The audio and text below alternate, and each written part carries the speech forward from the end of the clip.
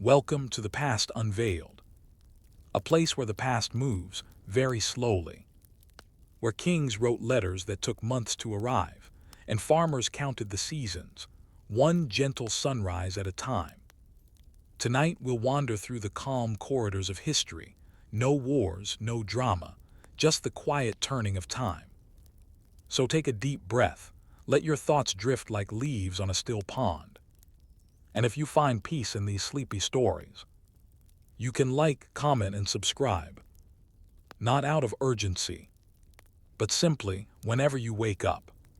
For now, close your eyes and let history whisper you to sleep. Welcome to Beautifully Boring History.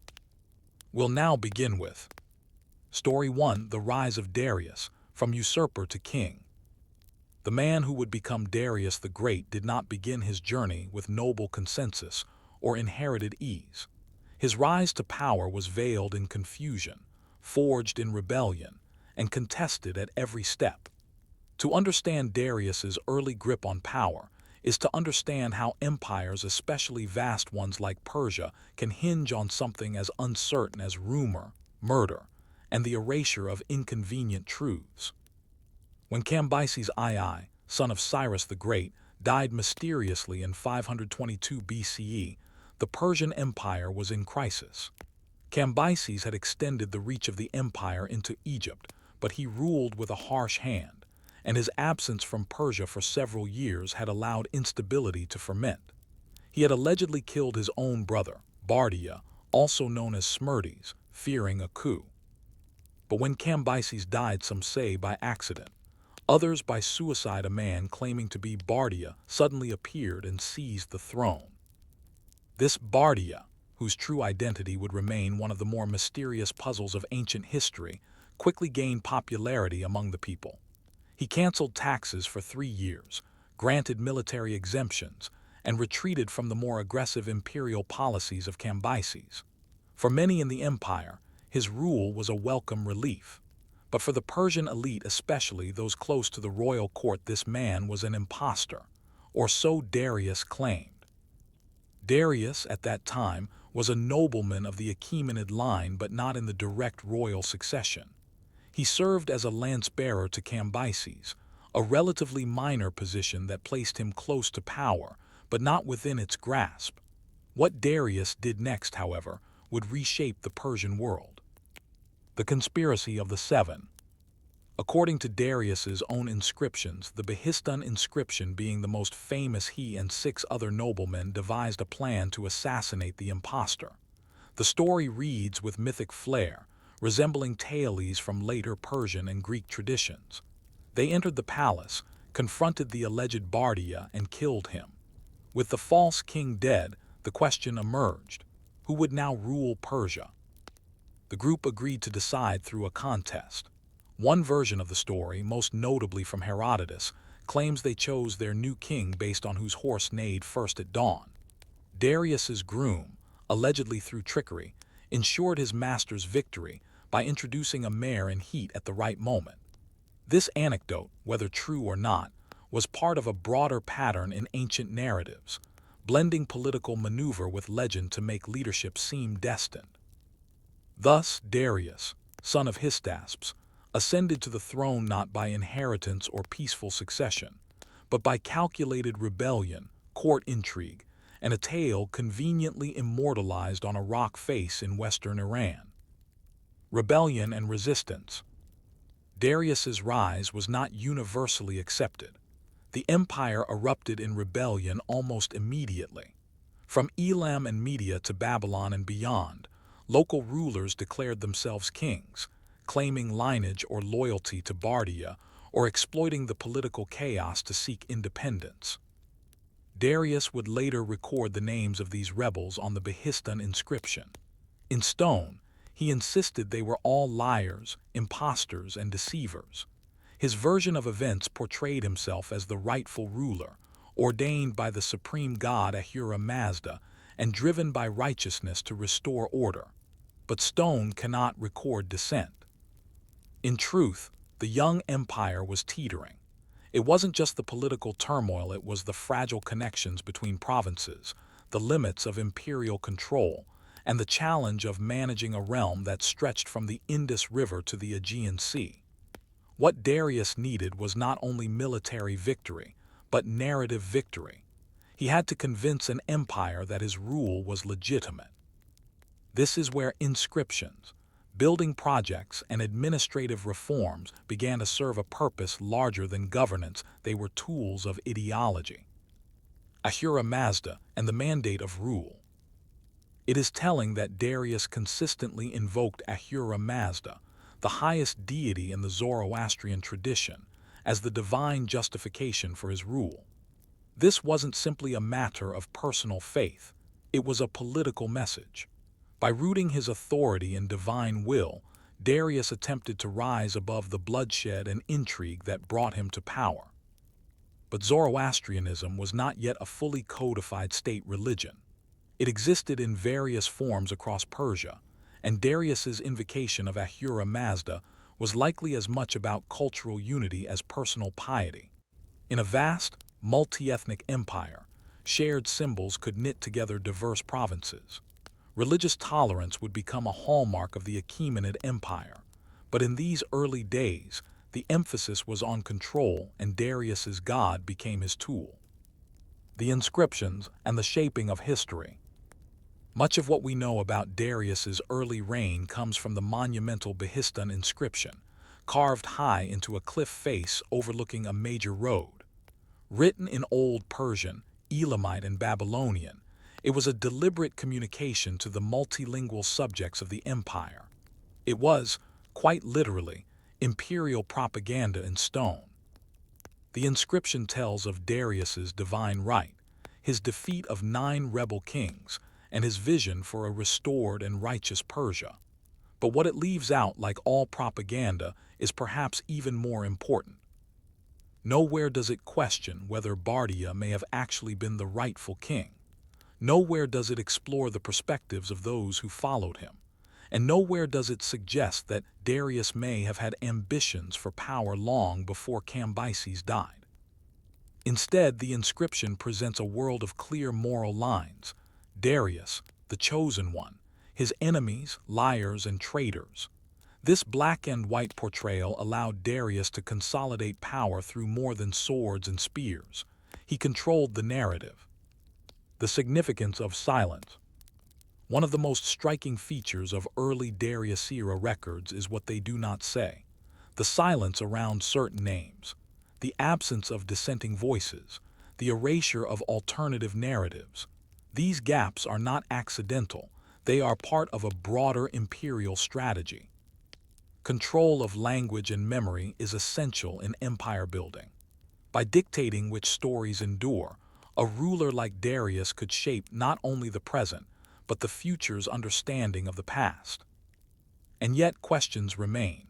Was the Bardia Darius killed truly an impostor, or did Darius remove a legitimate rival? Were the rebellions acts of chaos, or attempts to resist a usurper's rule? As the dust settled on the rebellions and Darius took full control of the empire, one question lingered. How does a man who seized power through conspiracy transform himself into a legitimate and respected ruler of millions? The year was 521 BCE. The rebellions had been crushed, the false king slain, and Darius I sat firmly on the throne of the Achaemenid Empire. But legitimacy, as any ruler learns quickly, is not secured through violence alone. Conquest may place a crown on one's head, but it is administration, dull, intricate daily governance that secures the throne for the long term. Darius understood this deeply. He may have seized power through the blade, but he would hold it through the pen. Mapping an empire of friction. The Persian Empire at this time was the largest the world had ever seen. It stretched from the eastern borders of Greece to the Indus Valley, and from the Caucasus Mountains to the first cataract of the Nile. This enormous realm was no unified whole. It was a collection of peoples, languages, religions, and loyalties stitched together by conquest. Darius inherited this sprawling patchwork, fraying at the seams after Cambyses' extended absence and the crisis of succession. What he faced was not a single rebellion, but many centers of discontent. These uprisings were not simply political, they were cultural, ethnic, and economic.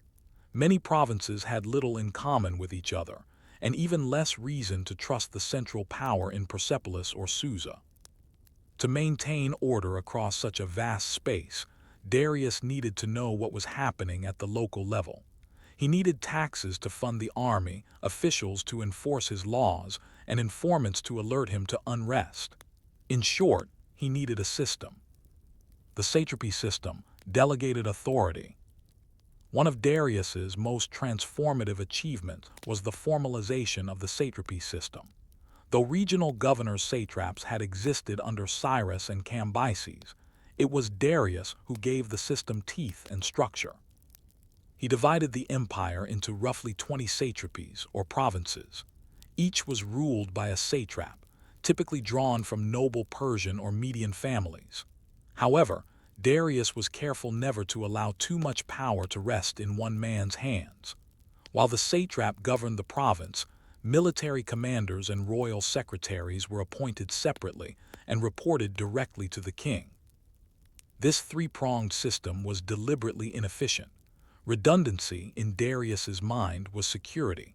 A satrap could not rebel without the army, and the army could not rebel without resources. At the same time, royal inspectors, the so-called king's eyes and ears, traveled the empire gathering reports and rooting out corruption. To ensure proper taxation and oversight, Darius commissioned detailed economic surveys of each province. Every satrapy was expected to pay tribute annually calculated in silver talents, livestock, grain, or other goods. These assessments were not random. They were adjusted based on agricultural potential, population, and wealth. Even in their monotony, these records reveal something powerful. A king obsessed with knowing, measuring, and managing the empire's inner workings. Coinage and standardization. Economic integration was the next step. The introduction of the daric, a standardized gold coin bearing the image of the king, revolutionized trade and taxation. Alongside the silver siglos, it allowed for a common medium of exchange across provinces previously accustomed to barter or local currencies. Standard weights and measures were also introduced. It may sound trivial, but without standardized weights, the collection of taxes in kind or the fair payment of soldiers becomes a nightmare. Darius didn't just want control, he wanted predictability. These reforms may appear dull on the surface, but they laid the groundwork for imperial resilience. Where Cambyses had relied on brute force, Darius applied bureaucratic friction, creating layers of process that made it difficult for any single faction to rebel unnoticed or unprepared. Susa, Ecbatana, Babylon, and Persepolis, a capital strategy. Rather than ruling from a single capital, Darius maintained a rotating court. He spent time in Susa, Ecbatana, and Babylon depending on the season and political needs. This peripatetic model was pragmatic. By making appearances in major cities, Darius reminded his subjects that the king was present, not just a distant idea carved into stone. Each city had its own function. Babylon was an economic powerhouse.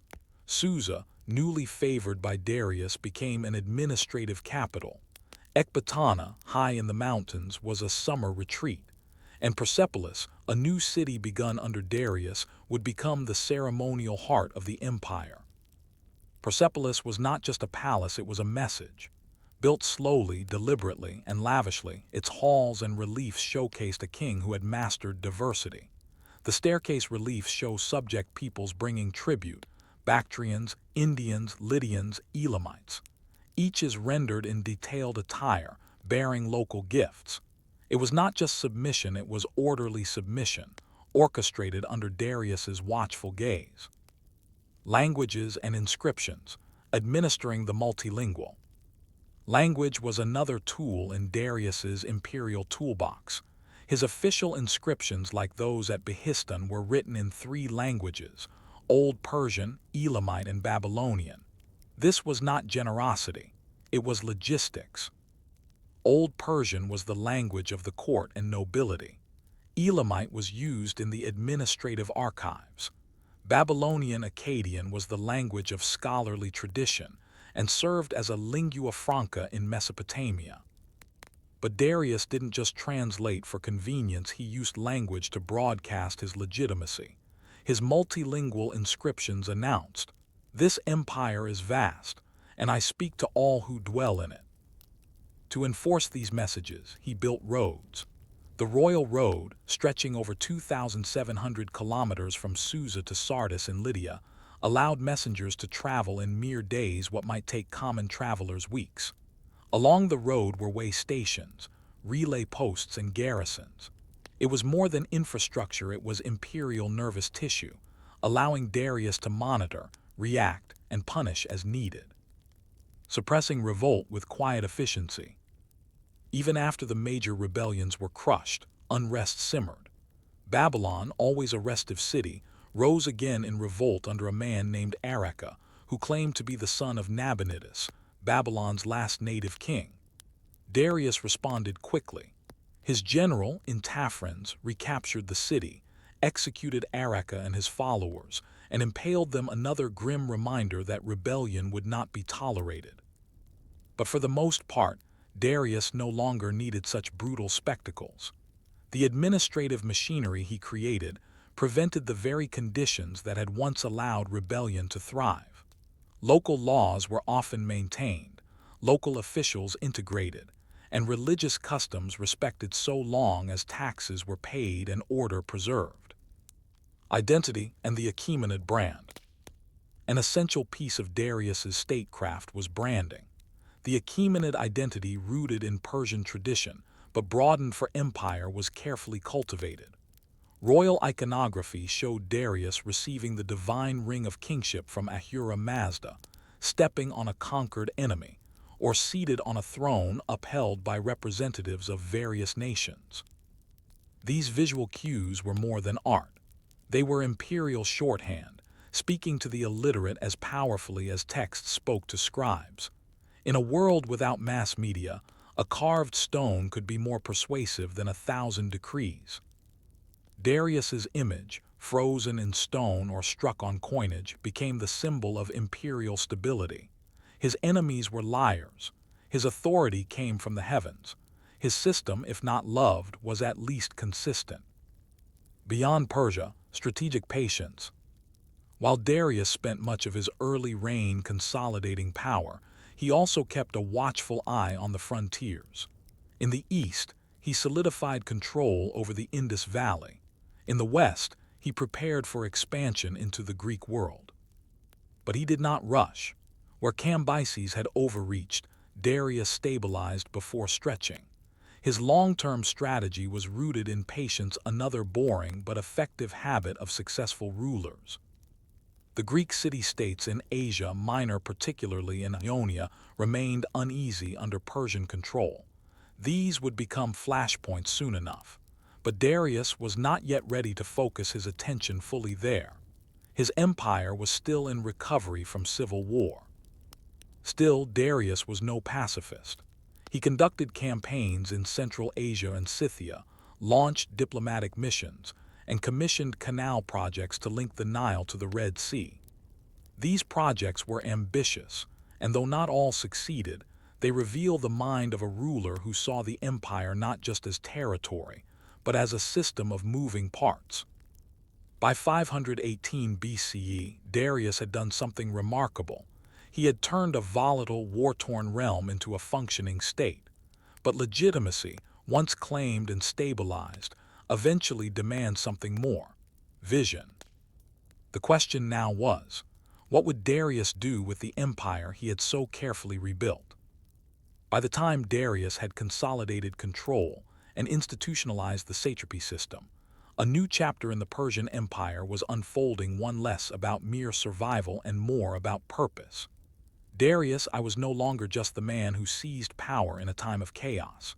He was a king with a vision, one that would stretch from the dusty roads of Susa to the marble shores of Greece, from the sun-baked plains of Egypt to the river valleys of the Indus. Now the question became not just how to hold the empire together, but how to make it eternal. building an eternal empire. Darius did not merely govern, he built. His rule was marked by a quiet obsession with permanence. The tools he used, administration, architecture, language, and law, were not flashy, but they were enduring. His greatest architectural legacy, Persepolis, was begun around 518 BCE, set in the Marv-dashed plain. It was not a political capital nor a military fortress. It was ceremonial, a physical expression of unity, hierarchy, and majesty. It was where the king received tribute and where empire, quite literally, was put on display. The reliefs along the Apadana staircases showed subject peoples with regional gifts, Lydians bearing silver bowls, Medians offering textiles, Ethiopians with ivory. Each ethnic group, carved in high detail, marched in peace, not in chains. There was no battle scene, no triumphant massacre, only order.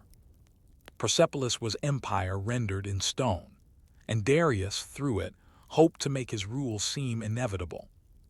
The codification of laws. In his inscriptions, Darius claimed, "It is my will that the strong should not oppress the weak." This sentiment was not purely rhetorical. Darius instituted legal reforms throughout the empire, working toward the standardization of justice across disparate regions. Local customs were often retained, but under imperial supervision. Courts were established in satrapies, and appeals could be made to higher authorities, sometimes all the way to the king. The use of official scribes and interpreters was vital in a multilingual empire, and Darius ensured that records were kept for posterity. Many of these records, such as those found in the Persepolis fortification tablets, provide insight into the minute workings of imperial logistics. They are not dramatic. They record rations for laborers, deliveries of grain, assignments of pack animals, and payments in wine or dates. But they are profound. They reveal an empire humming along through bureaucracy. Where most kings sought legacy in conquest, Darius found his in systems. Expansion and the Ionian fire. While stabilizing the core of the empire, Darius had not forgotten the outer edges, especially the west. The Ionian Greeks, coastal city-states in Asia Minor, remained resentful of Persian control. Their discontent would soon boil over. In 499 BCE, encouraged by disaffected tyrants and aided by Athens and Eretria, the Ionian revolt began. Sardis, the Persian administrative center in Lydia, was attacked and burned. Though the revolt was ultimately crushed by Persian forces, including a naval campaign under Darius's generals, the implications were lasting. For the first time, Athens had struck the Persian king's domain. Darius's reaction was methodical. He ordered a full-scale invasion of the Greek mainland, not for revenge alone, but to extend Persian influence and discipline a rebellious West. Thus began the Greco-Persian Wars. The march toward Marathon. In 490 BCE, Darius launched an expedition across the Aegean. The campaign, led by his generals Dades and Artaphernes, subdued several islands before landing near Marathon, northeast of Athens.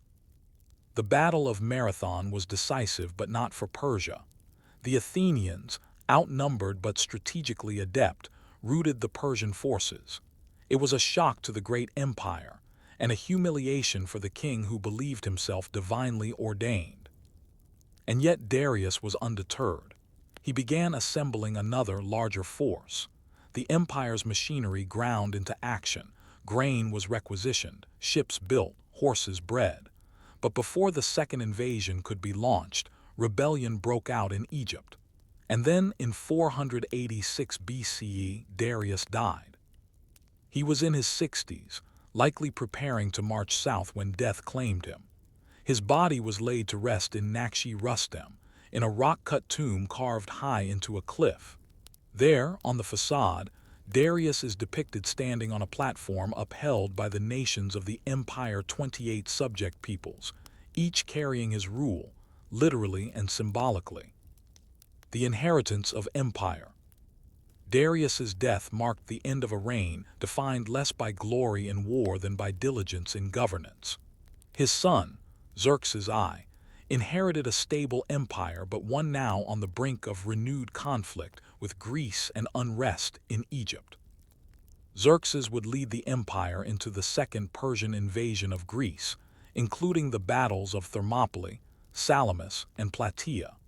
But the careful scaffolding Darius had constructed, his administrative reforms, his economic networks, his communication infrastructure, allowed the empire to endure even after military defeat. It is tempting, in histories of empire, to focus on the battles, the drama of Marathon, or the grandeur of Persepolis. But Darius's real genius lay in his ability to manage complexity. In a time without printing presses, without trains or telegraphs, he built a system in which information flowed, goods moved, taxes were collected, and rebellions were detected before they spread. The empire was a machine, and Darius had spent 30 years engineering it. The stone speaks. His final message carved into the tomb at Nakshi Rustem was not one of conquest. It was instruction. He implored future kings to do as he did, to be just, to honor Ahura Mazda, to rule with care and fairness. What has been done by me, all that by the will of Ahura Mazda I did. May Ahura Mazda protect this country from the enemy, from famine, and from the lie. In this last phrase, the lie refers not just to falsehoods in general, but to the core of Darius's ideology: disorder, rebellion, deception. The lie was what he had defeated when he slew the false Bardia. The lie was what he suppressed in rebellion. The lie was what he structured his empire to prevent. For Darius, good rule was not just about obedience, it was about truth as order. A quiet legacy. When we look back on Darius's reign, it is not littered with thrilling tales of conquest. The empire did not expand dramatically under his rule. His campaigns in Scythia and Greece met with limited success. And yet, he is remembered as Darius the Great. Why? Because greatness in history is not always measured in blood spilled or territory gained. Sometimes it is found in the uneventful records kept, roads maintained, couriers dispatched on time. Sometimes greatness is boring. And in this boredom lies the foundation of civilization. Darius left behind not a fractured realm, but a system that would survive long past his death. The Persians would rule for nearly 2 centuries. Even after Alexander the Great conquered Persia, the administrative techniques pioneered by Darius would be adopted by the Macedonians and later the Romans. His model of imperial rule localized governance under central oversight, standardized coinage, religious tolerance, bureaucratic redundancy remains influential in statecraft to this day. So in the end, we must ask, was Darius truly a usurper, or was he something more rare? A ruler who turned chaos into order not through force alone, but through the quiet, enduring power of a well-built system. Story 2. Building the Empire: Administrative Genius and Imperial Control. As Darius I secured his rule and quelled rebellion, his vision for the Persian Empire began to take on a new shape, not of expanding borders, but of deepening control. Where conquest was the art of the sword, administration was the art of endurance. And Darius, unlike his more impulsive predecessors, understood that power without process was fleeting. The Achaemenid Empire under his reign became something remarkable, not just the largest political entity of its time, but one of the most administratively advanced. To govern millions of people across dozens of cultures, Darius would turn his focus to a silent revolution: the standardization of the mundane. In doing so, he built an invisible machine, a web of law, logistics, language, and surveillance that held the empire together even in its quietest corners. This is the story of how Darius built not an empire of conquest, but an empire of compliance. A land of many peoples. The Persian Empire in Darius's time spanned roughly 5.5 million square kilometers from the Indus Valley in the east to the Aegean Sea in the west, from the Caucasus Mountains in the north to the deserts of Egypt in the south. It was not a nation in the modern sense. It was a collection of vastly different peoples: Babylonians, Elamites, Lydians, Bactrians, Scythians, Jews, Egyptians, Greeks, and more, each with its own traditions, languages, and laws. Where other empires might have tried to assimilate or suppress these differences, Darius instead sought to manage them. He didn't need everyone to be Persian. He needed them to be productive. His administration began with a radical principle: local autonomy under imperial oversight. Local customs, religions, and institutions were retained so long as they posed no threat to royal authority and paid their share in tribute. But to make this work, the empire required a framework, a set of rules and routines that allowed diversity to thrive without dissolving into disorder. This framework would be made of several interlocking parts. Satraps, governors with a leash. As introduced in Story 1, Darius formalized the satrapy system. Each satrapy functioned like a province, governed by a satrap, from the Old Persian kh-shathrapavan, meaning protector of the province. These officials were often drawn from the Persian or Median nobility, ensuring loyalty to the king. But satraps were not absolute rulers. Darius instituted a system of checks and balances. Each province had a military commander, separate from the satrap. A royal secretary acted as the king's direct representative and record keeper. The king's eyes and ears, imperial inspectors, traveled the empire secretly, reporting corruption or sedition directly to the throne. This system ensured no one man could amass enough power to challenge the king.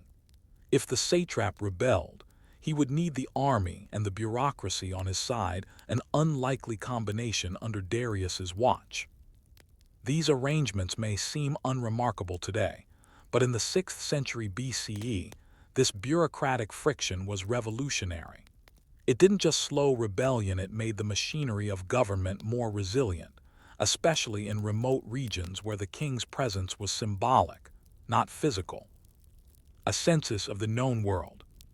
To fund the empire and prevent famine or instability, Darius ordered economic surveys throughout the empire. Satrapies were assessed for their agricultural output, natural resources, labor force, and trade activity. The tribute system was calibrated accordingly. This resulted in an impressive feat of administrative planning. Babylonia, with its rich soil, paid the highest tribute, up to 1,000 silver talents annually, along with livestock and grain. India, rich in gold dust, delivered tribute measured in talents of gold rather than silver. Some satrapies paid in horses, camels, or even lapis lazuli, depending on regional resources. But it wasn't just about extraction. These tribute payments funded road construction, canal maintenance, military garrisons, and disaster relief. Darius was not merely collecting wealth, he was redistributing it to sustain the empire's infrastructure. To coordinate this flow of resources, record-keeping had to be precise. The Persepolis fortification tablets, discovered in the 1930s, reveal an astonishingly detailed administrative network. Rations allocated by rank and task. Inventory logs for grain, oil, beer, and livestock. Records of official travel, including distances, destinations, and food allowances.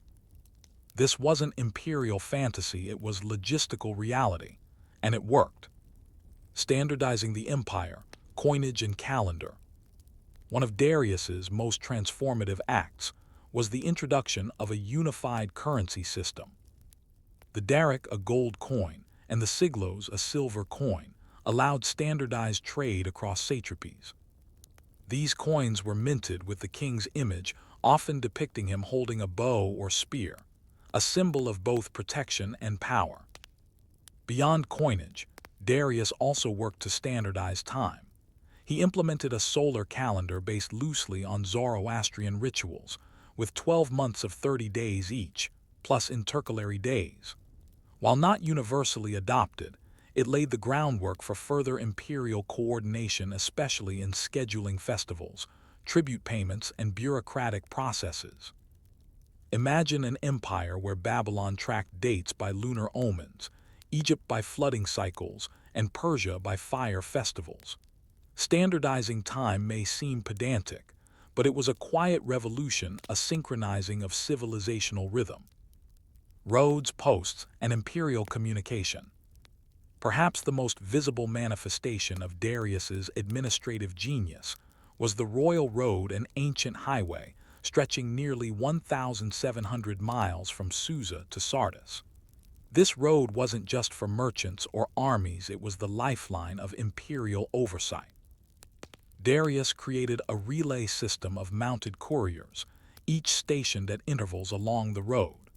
These couriers could travel the entire road in just 7 days, a feat Herodotus marveled at.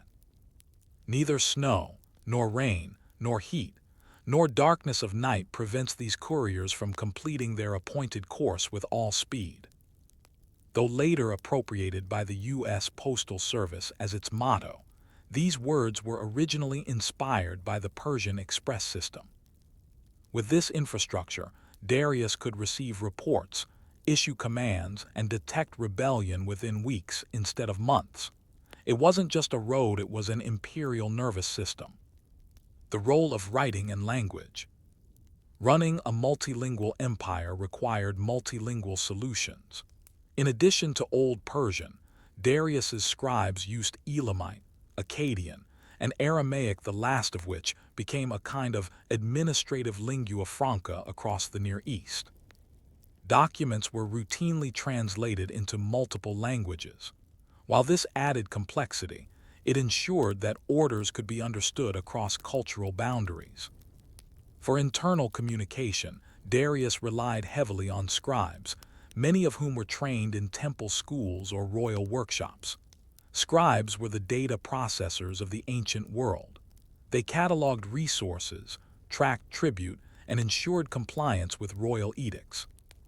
And yet, in spite of all this structure, Darius retained a surprising degree of flexibility.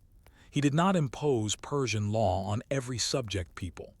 Rather, he allowed local law to function, provided it did not conflict with imperial interests. This allowed diverse communities, Jews in Judah, Greeks in Ionia, Egyptians in Memphis, to maintain a sense of identity while remaining loyal to the empire. The human side of bureaucracy. Behind the tablets and systems were people. The Persepolis archives show female workers receiving wages in wine and barley. They list families of builders assigned rations by age.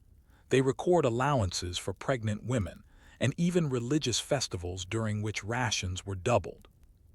This was not a utopia, but it was an ordered society, one that recognized the labor that built the empire and managed its stability through material support.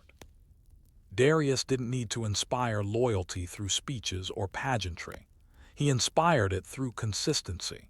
People who knew what to expect from the state, even in something as mundane as a grain payment, were less likely to rebel. Bureaucracy as survival. Darius's administration may seem dry, even tedious, but its significance cannot be overstated. In a time when empires collapsed under their own weight, Persia endured. Why? Because Darius understood something fundamental. Empires fall not when they fail to conquer, but when they fail to administer. He built redundancy into his systems. He built communication into his geography. He built trust not through shared culture, but through predictable governance. And above all, he built a sense of imperial rhythm. Roads that moved, coins that matched, weights that balanced, dates that aligned. These were not the stories sung by bards, but they were the systems that made empires last. And yet, for all his administrative foresight, one question remains. Can such an elaborate system survive the passions and ambitions of those who inherit it? By the middle of his reign, Darius I had turned the Persian Empire into a finely tuned organism, large, yes, but increasingly cohesive, thanks to reforms that often went unnoticed by his subjects.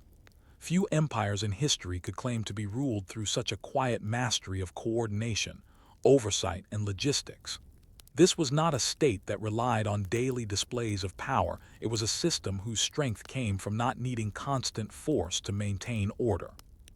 But beneath the visible layers of palaces and inscriptions lay something more impressive, a hidden web of controls and balances, powered by human effort and deeply ingrained bureaucracy.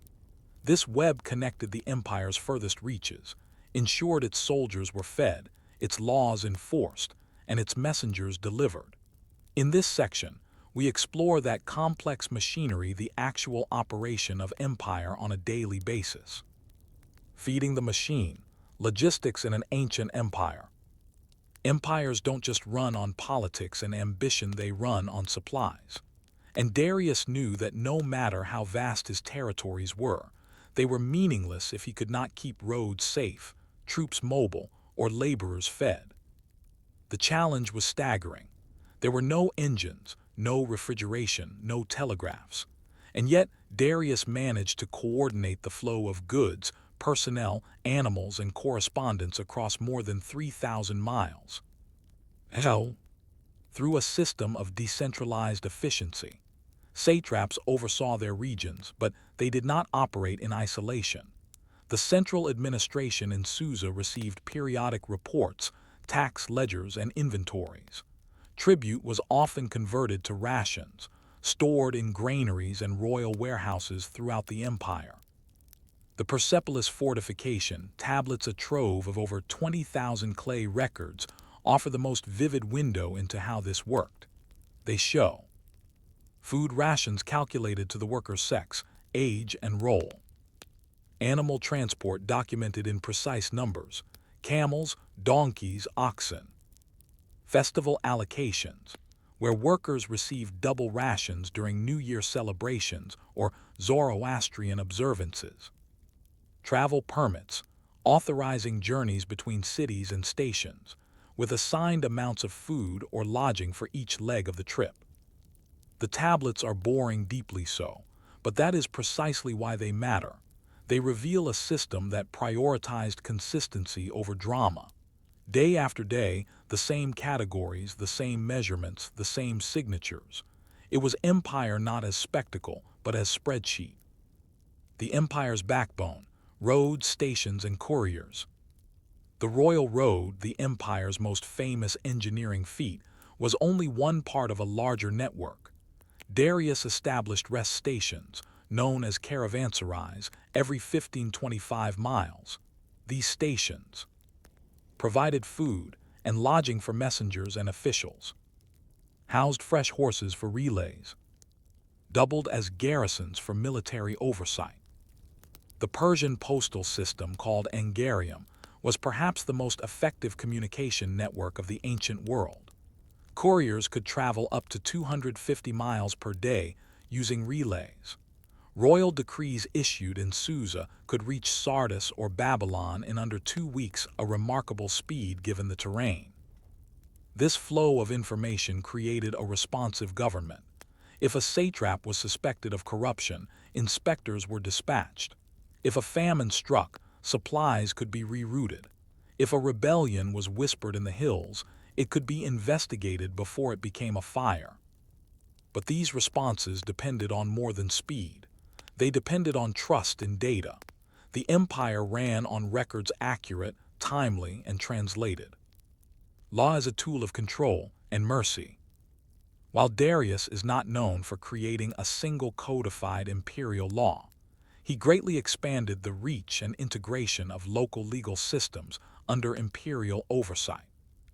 Each satrapy continued to use its own traditional legal customs: Egyptian priest courts, Babylonian scribes, Jewish elders, but Darius installed imperial judges, often Persians or Medes, to oversee disputes involving land and tribute, criminal offenses affecting royal property, appeals to satrapal decisions. These imperial courts acted not to erase local laws, but to align them with royal priorities. A farmer in Lydia might be judged under Lydian laws, unless his case involved unpaid tribute, in which case the imperial court would intervene. In Egypt, Darius even commissioned translations of local law into Aramaic and Greek, ensuring his administration could understand and enforce decisions across linguistic divides. He also introduced legal records, not just for governance but as an early form of citizen protection. Contracts were witnessed, stamped, and archived. Land ownership was tracked. Debts, marriages, dowries, and tax exemptions were preserved on clay or papyrus. These may seem mundane, but they created a population that knew what to expect and where to appeal when wronged. In a multi-ethnic empire, this was a form of imperial credibility. Surveillance without the stigma, the king's eyes and ears. While law and logistics held the empire's structure in place, it was the constant surveillance system that ensured its stability. Darius institutionalized the network known as the eyes and ears of the king, a group of inspectors, often unknown to the satraps themselves, who traveled incognito, reported directly to the king, and observed the inner workings of provincial governance. Their tasks included secret audits of local tax collections, reports on treatment of subject peoples, investigations of bribes, favoritism, or failure to deliver tribute, monitoring the morale of soldiers and local officials. They had no official uniforms or public power, which made their presence feared but elusive. A satrap might not even know he was being watched. This decentralized surveillance, combined with Darius's postal system, created what some modern historians call a soft panopticon. It wasn't a police state, but it was a system where no one could be certain they weren't being reported on. Fear, in this case, did not require violence. It only needed possibility. The quiet power of language. One of the most underrated tools in Darius's empire was multilingualism. Where many rulers sought to impose a single tongue, Darius embraced linguistic plurality for practical purposes. 3 key languages were used in imperial inscriptions. Old Persian for royal and religious proclamations. Elamite for administrative record-keeping. Akkadian Babylonian dialect for communication with Mesopotamian elites.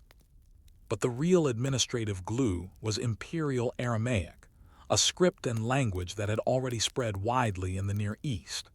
Darius expanded its use for contracts, decrees, and correspondence across all satrapies.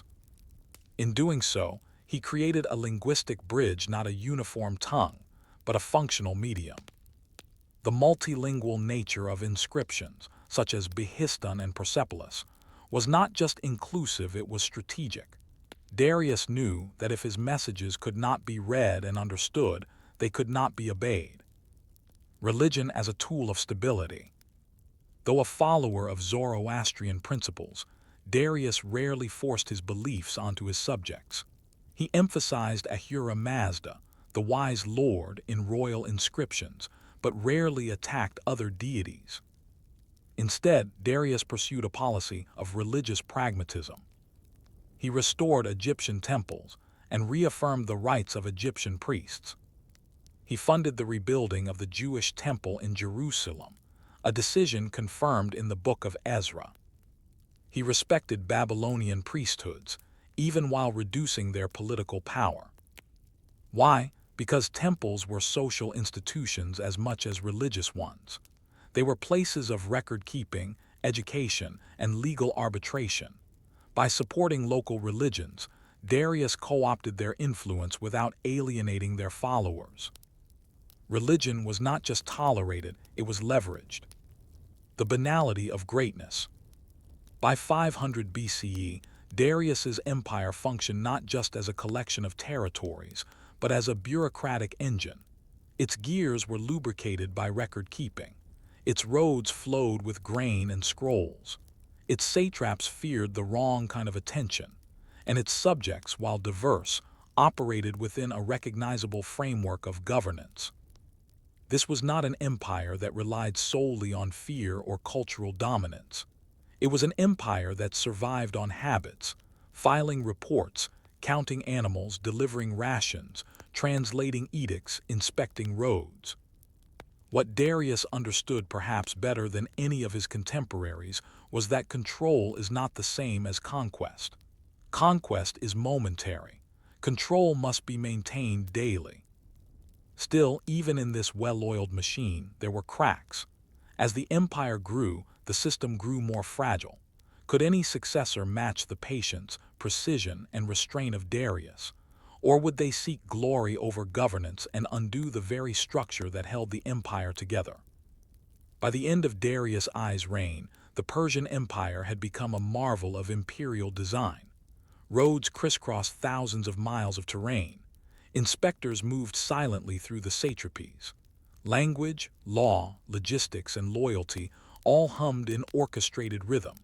For all its vastness, the empire operated like a machine, a collection of distinct parts, each fulfilling its role under one supreme architect. But the very scale that made the empire impressive also made it vulnerable. What Darius created was not permanent, it was maintained, and maintenance requires vigilance. The tension between local autonomy and central authority, between cultural tolerance and imperial identity, was never fully resolved. The strength of Darius's system lay in its balance, but balance, once disturbed, is difficult to recover. This final section explores the inherent fragility in the structure Darius built, how even the most boringly efficient system carries within it the seeds of its own unraveling. The problem of scale. As Darius aged, the empire continued to expand not dramatically in borders, but in complexity. Every new province added new languages, new tax codes, new traditions to respect or suppress, and more roads to patrol. The empire's central government depended on the flow of reliable information. If a courier failed, if a satrap falsified records, if a local court grew corrupt, it could take weeks or months before the truth reached the capital, if it ever did. To counter this, Darius increased surveillance. He relied even more on the king's eyes and ears. He built additional administrative centers. He expanded use of multilingual scribes and intensified the recording of minutiae. But this increased centralization came at a cost: greater bureaucratic burden, more layers of reporting, more staff, more systems to oversee the systems. In places like Egypt and Babylon, where ancient traditions clashed with imperial models, the burden became resentment. And when resentment festers in silence, unnoticed by Caesar, it metastasizes. Egypt, the cost of cultural strain. Egypt had always been a challenge for Persian rulers. Cambyses II's conquest had been brutal and mismanaged. Darius, in contrast, had made real efforts to win local support. He supported temple restoration projects. He allowed priesthoods to resume their roles. He commissioned new canal works to link the Nile with the Red Sea. For a time, this approach worked. Egyptian inscriptions even refer to Darius as a pharaoh, a rare title granted to a foreign ruler. But Darius's death in 486 BCE shattered the fragile peace. Without his nuanced approach, tensions resurfaced. Xerxes I, Darius's successor, would attempt to more tightly control Egypt, reducing the autonomy of the priesthoods and clamping down on dissent. The response was predictable: rebellion. What Darius had understood, that stability in Egypt required respectful distance, was forgotten. The administrative balance tilted too far toward domination, and the periphery began to pull away. This was not merely a political failure. It was a failure to maintain the delicate administrative ecology that Darius had so carefully curated. The revolt of Babylon. A similar pattern emerged in Babylon, a crown jewel of the empire's heartland. Darius had worked to maintain Babylon's status as a respected cultural and economic hub, but repeated rebellions during and after his reign revealed a deeper issue: imperial fatigue. Babylonians were proud of their history, their deities, their legal traditions. Being ruled from afar by a king who spoke a different language and worshipped a different god, however benevolent, was a constant tension. When Darius died, that tension reignited. Babylon rebelled again under Xerxes. This time, the response was not Darius's blend of restraint and suppression, it was total repression. Xerxes destroyed statues, stripped temple privileges, and silenced dissent with violence. What had been a proud, integrated satrapy became an oppressed province. The trust Darius had spent decades cultivating evaporated in a single generation. The message was clear: administration is not inheritance, it must be learned, and not every heir is up to the task. The Greco-Persian strain. While Egypt and Babylon represented the empire's internal cracks, the Greek frontier would test its external boundaries. The Ionian revolt, discussed earlier, had sparked Darius's campaign against Athens.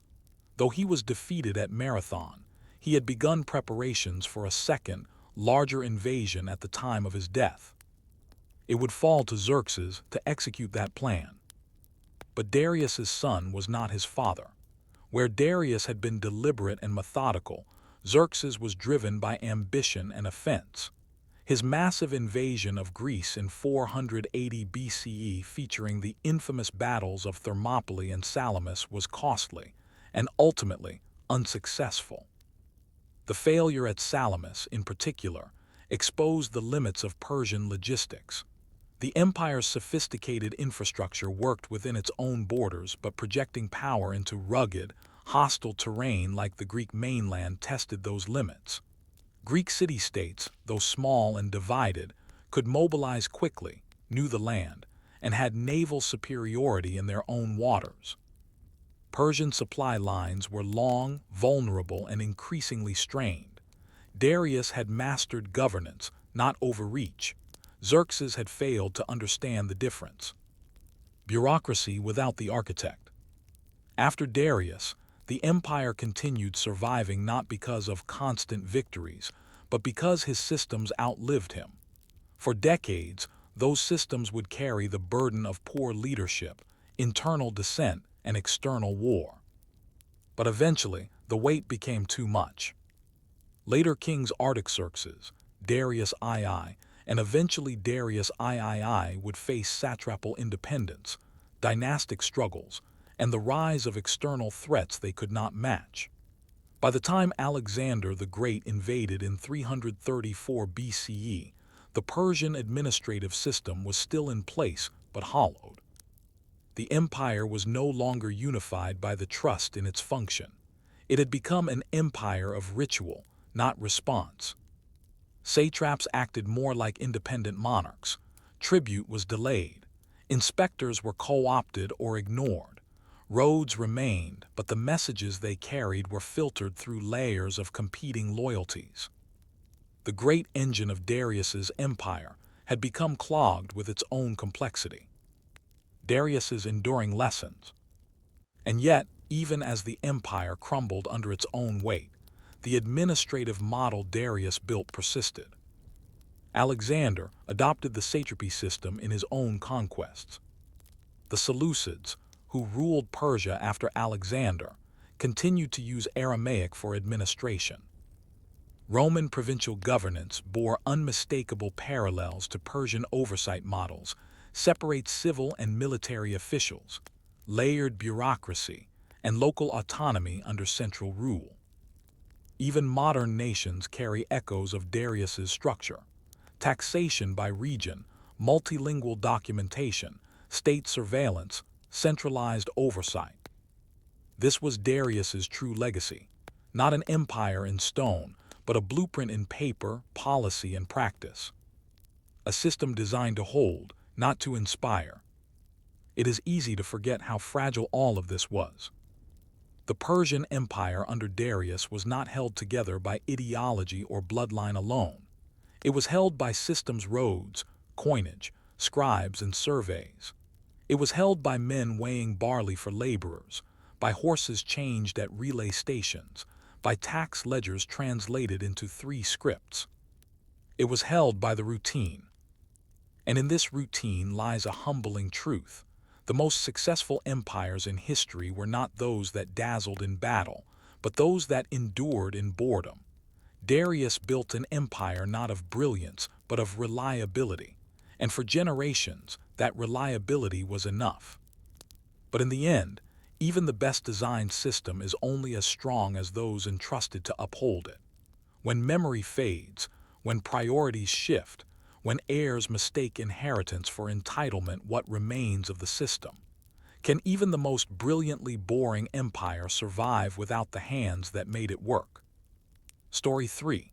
The Royal Road: Engineering, Travel, and Communication. To most empires, roads are afterthoughts built for armies, used for trade, often neglected when peace is assumed. But to Darius I, roads were the foundation of rule itself. Not only did he see their potential as physical infrastructure, but he recognized their deeper purpose: information control. The most famous of these roads, known today as the Royal Road, was not just a path across the empire. It was an act of imperial engineering, diplomacy, logistics, and vision. Stretching across more than 1,500 miles, from the western city of Sardis in Asia Minor, modern-day Turkey, to Susa in Persia, modern Iran, the Royal Road stitched the empire together with unprecedented efficiency. It was not the first long-distance road in human history, but it was the first to be embedded into the logic of government. This is the story of a road that changed how empires communicated, traveled, and survived. Before the road, an empire of distance. When Darius came to power in 522 BCE, the Achaemenid Empire was massive and growing, but its infrastructure was fragmented. Cities and provinces were connected by ancient trails, local paths, or old Assyrian and Babylonian roads, but they weren't linked in a system, just nodes in a disorganized network. Messages from Susa to Sardis could take months, especially in winter. Governors had to rely on messengers crossing unpredictable terrain. Supplies for the army were vulnerable to delay or theft. And worst of all, the king had no way to know what was happening in real time. For a ruler who prided himself on order, this was unacceptable. Darius's road-building revolution. Darius ordered the creation, or more accurately, unification and improvement of the long-distance road system. The royal road itself used existing Assyrian and Lydian routes as a base, but was heavily modified. The road was straightened where possible. New bridges and ferries were added. Pavement was laid in mountainous or muddy terrain. Relay stations were built every 15-25 miles, roughly a day's ride for a horse. Garrison posts were added to secure the road and aid messengers. The result was not only durability but predictability. A traveler leaving Sardis could now anticipate, with near certainty, where they would sleep, eat, and resupply.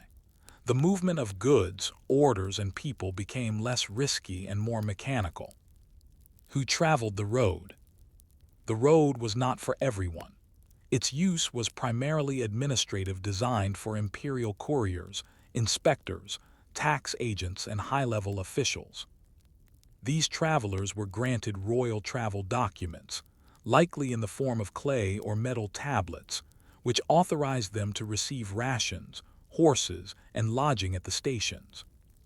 Common citizens could also use the road, but they did so at their own cost and peril. Merchants and caravans followed its path but were subject to inspection and taxation at major checkpoints. The road became both a convenience and a means of monitoring movement within the empire. There is little romanticism in how the road functioned. It was not a highway of cultural exchange, it was a regulatory corridor, designed to enforce royal presence from hundreds or even thousands of miles away. The Persian courier system, Angarium. At the heart of the road's operation was the Angarium, the official courier service of the empire. Herodotus describes it with admiration.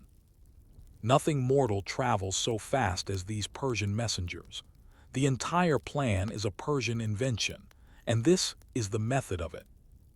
They are stationed with horses at intervals equal to a day's journey, and neither snow, nor rain, nor heat, nor darkness of night prevents these couriers from covering the allotted distance in the shortest possible time. The Angarium functioned on a relay model. Riders traveled from station to station, passing messages along like a baton. No single horse or man covered the entire distance. Instead, messages were transferred continuously from one rider to the next. This method allowed communications to move with incredible speed. A royal message could reach from Sardis to Susa, nearly 1,700 miles, in 7 to 9 days. Compare this to the months it would take a merchant caravan to travel the same distance. What Darius built was not just a postal system. It was a time machine, collapsing distance through logistics. The road enabled the king to respond quickly to rebellion, famine, war, or corruption. Surveillance in motion. The road also enabled a more insidious function: imperial surveillance. Inspectors and informants traveled under royal orders, using the Angarium and its stations. These travelers were often unannounced and could appear at satrapal courts, garrison towns, or merchant checkpoints with full authority to demand records, question governors, and report directly to the king. In this way, the royal road became a corridor of accountability. Satraps who had previously ruled like minor kings were now constantly aware that the eyes and ears of the king could arrive at any moment. This created a culture of measured behavior, if not always true loyalty. The empire ran less on fear of military reprisal and more on the anxiety of exposure. This was surveillance not as spectacle, but as routine. Infrastructure beyond the royal road. Though the royal road is the most famous, it was only one part of Darius's broader imperial infrastructure. Canals were dug to connect rivers and enable inland trade. Bridges were built across major rivers, including pontoon bridges during military campaigns. Secondary roads connected to the royal road, forming a web across Mesopotamia, Persia, Central Asia, and Egypt. In Egypt, Darius even began construction on a canal connecting the Nile to the Red Sea, a forerunner to the modern Suez Canal. Though it may not have been completed in his time, its ambition revealed Darius's view of infrastructure as a tool of empire, not merely a convenience for subjects. Travel culture and the bureaucratic state. The road also shaped how people thought about the empire. For those within the system, scribes, inspectors, soldiers, the road represented a kind of imperial order made tangible. To receive a sealed message, to open a ration log, to see the official seal of the king's courier, these were acts of submission not to a person, but to a system. Even those who never saw the king could feel his presence in the regularity of movement, the shared standards of weight and measurement, the checkpoints that bore his insignia. Darius became omnipresent, not through myth, but through reliability. And as dull as that may sound, it was revolutionary. The Persian Empire became, quite possibly, the first in history to make governance itself the most visible symbol of power. The road's psychological power.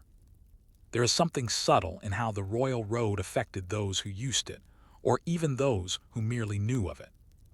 To ride upon it was to enter a world that belonged to the king. Every post, every distance marker, every standardized station spoke of a sovereign whose domain extended not just over land, but over movement itself.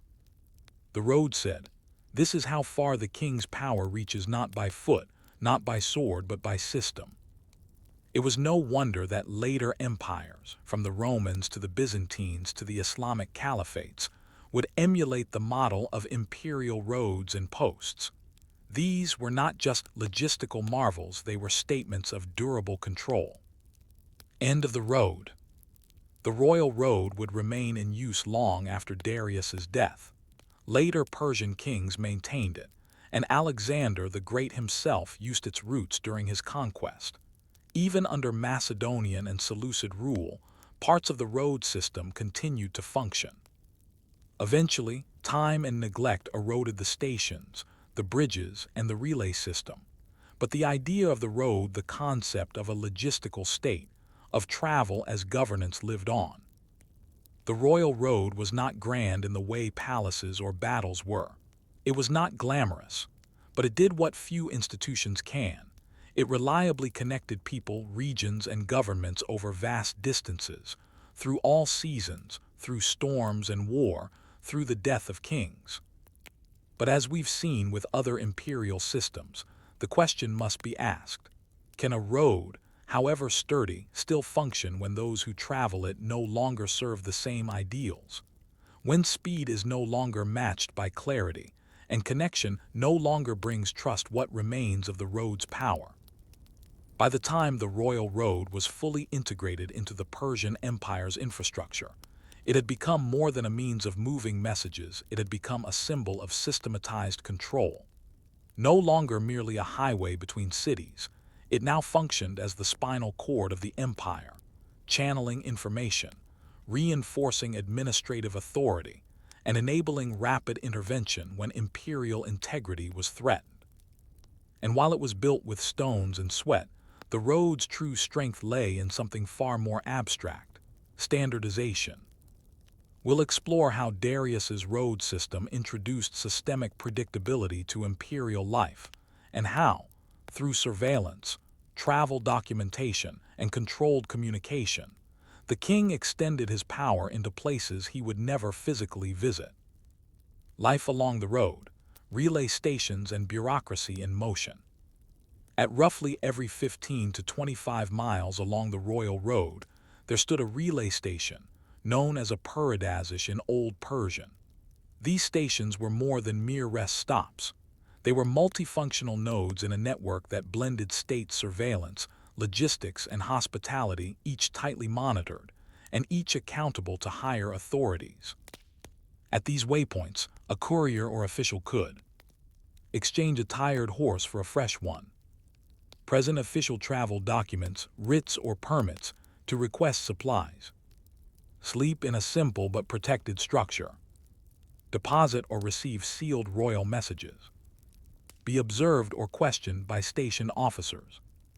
These stations kept records: who arrived, when they left, what they consumed, and why they were traveling. If a traveler did not appear on schedule, a report could be sent up the chain, especially if that person was carrying imperial correspondence or sensitive intelligence. Travel along the royal road was, in many ways, a continuous audit of movement within the empire. Travel documentation, authority in a sealed tablet. To use the road efficiently and legally, travelers needed a royal travel authorization. These came in various forms: clay or wooden tablets inscribed with the traveler's name, rank, and destination; sealed pouches bearing the insignia of the satrap or the king; verbal tokens or phrases known only to officials, sometimes used at military checkpoints. The imperial courier, of course, had the highest level of clearance. Their cargo letters, orders, tax data, or surveillance reports was often protected by wax or clay seals. These seals bore not just the king's emblem but often that of the issuing official, creating a chain of custody that made forgery extremely difficult. This formalization of movement was no trivial matter. In a realm where rebellion often started with the gathering of arms or the coordination of distant elites, the regulation of travel meant that mobility became a privilege, not a right. If the satraps were the limbs of the empire, and the scribes its mind, the royal road was its circulatory system, and Darius controlled its pulse. The king's voice on the wind. Imagine a message sent from Susa, the administrative heart of the empire. Perhaps it's a decree adjusting the tribute quotas in Lydia due to a poor harvest. Under the old system, this message might arrive too late to prevent overcollection or not at all. With the royal road and the Angarium system in place, that message could arrive in under 2 weeks, bearing the weight of royal authority and carried by a man who might have changed horses 20 times along the way. But more than that, the system allowed the king to receive information just as quickly.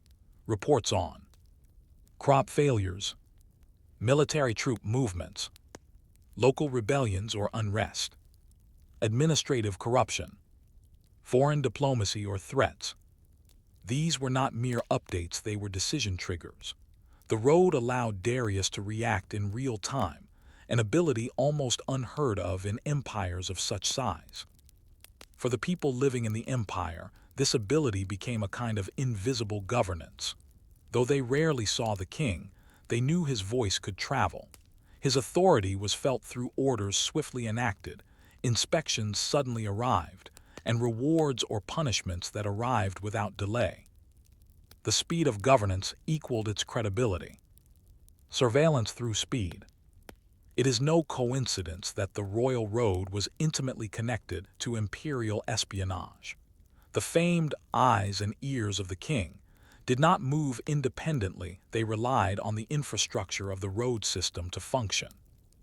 These agents traveled as low-ranking inspectors, merchants with travel permits, religious pilgrims, even animal herders or ration distributors. Using the same relay stations as imperial couriers, they could move swiftly and undetected. Once reports were compiled, they were sealed, placed in coded tablets, and dispatched back to Susa via the same routes. The speed of the road meant the eyes of the king were never closed for long.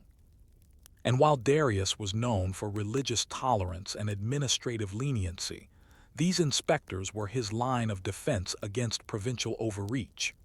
Their presence was rarely known in advance, and their findings could result in reprimands, reassignments, imprisonment, execution in cases of proven treason. The road thus became a channel of fear, as much as one of efficiency. The economic side of the road. Trade also flourished along the royal road, but unlike in later empires where merchant caravans had full freedom of movement, in Darius's system, trade was supervised and taxed. At major junctions, checkpoint stations monitored goods in transit, currency and coinage, animals and their health, the identity of merchants. Tolls were often assessed based on cargo type, region of origin, and declared destination. Smugglers risked more than fines, they risked death if caught evading imperial control. Still, the road offered traders many benefits. Security from bandits, patrols were frequent. Infrastructure, bridges, ferries, rest stops. Consistent currency exchange, due to standard coinage like the Daric and Siglos. Access to imperial markets, including military garrisons and administrative cities. The balance Darius struck was delicate, freedom to trade but not to travel unmonitored. Measuring the empire. Travel also helped gather data. Darius sent surveyors, geographers, and military engineers across the empire to measure distances between cities, map resources like mines, rivers, and pastures, identify flood-prone areas or mountain passes, calculate time and distance for military movements. Some of these measurements were engraved in stone markers or boundary tablets, while others were preserved in the scribal archives of Persepolis or Ecbatana. Over time, these accumulated into a form of imperial spatial awareness, a map not of imagination, but of administration. The king knew where his roads ran. He knew what they connected, and he knew how long it would take to move men, money, or mandates from one node to the next. A system with limits. Yet even the royal road had its limitations. Weather could destroy bridges or delay travel. Local warlords occasionally disrupted supply chains. Deserts and mountains made some routes treacherous in winter or summer. Satrapal corruption sometimes extended into the road system. Itself, bribes could be paid to speed travel or delay messages. Darius worked to counteract these weaknesses through redundancy. Multiple routes to major cities. Dual messengers carrying duplicate reports. Occasional imperial surprise inspections of the road system itself.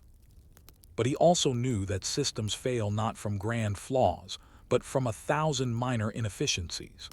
It was his constant battle to prevent entropy to keep the road from becoming just another dusty path, choked with delay, abuse, and disrepair. The psychological geography of empire. Perhaps most profoundly, the road changed how space was understood. Before Darius, space was experienced locally. One's world was bounded by the distance one could walk in a day. Beyond that were rumors, legends, vague maps. The royal road redefined space as manageable, known, connected. A merchant in Sardis knew that a royal order could be issued in Susa and arrive in days. A governor in Ecbatana understood that rebellion in Egypt could prompt action in Mesopotamia by month's end. A tax collector knew that his fraud might be discovered not next year, but next week. The road didn't just unify the empire's territory, it unified its sense of time and consequence. But even the most sophisticated system is still dependent on belief. What happens when those who travel the road begin to question the messages they carry, the rulers they serve, or the system they uphold? What becomes of the road when it ceases to inspire awe and becomes just another path through a tired land? For decades under Darius I and his immediate successors, the royal road functioned as the empire's most dependable artery unifying provinces, enabling rapid governance, and projecting royal presence far beyond the palaces of Susa and Persepolis. It symbolized not conquest but continuity, not might but maintenance. Yet no system, however cleverly designed, is immune to time, disuse, or betrayal by its stewards. Roads crack, bridges fall, messages grow heavier with suspicion. And when communication becomes unreliable, the foundations of an empire begin to erode not through invasion, but through isolation. This final section explores how the royal road, once a marvel of control, began to falter and how, despite its decline, it left a legacy that outlived the empire it served. The slow unraveling, when speed no longer meant trust. In its prime, the royal road was a marvel of administrative cohesion. But by the late 5th century BCE, signs of systemic decay had begun to appear. Satrapal autonomy increased, weakening the uniformity of oversight. Relay stations, once well-staffed and funded, began to fall into disrepair. Some local governors no longer waited for permission, they acted preemptively, treating imperial messages as suggestions rather than commands. Inspectors still traveled, but now they might report not to the king, but to rival factions within the court. This is not to say the road ceased functioning entirely. Traders continued to use it, couriers still rode, but it had lost the trust it once embodied. Where Darius had used the road to collapse distance and project legitimacy, later rulers used it to assert control without earning it. The road became a symbol of an empire trying to keep pace with its own promises. And in that gap between speed and sincerity, doubt began to grow. The road during rebellion. During periods of unrest, such as the satrapal revolts in the early 4th century BCE, the royal road was both a tool and a liability. Rebels used it to coordinate uprisings across satrapies.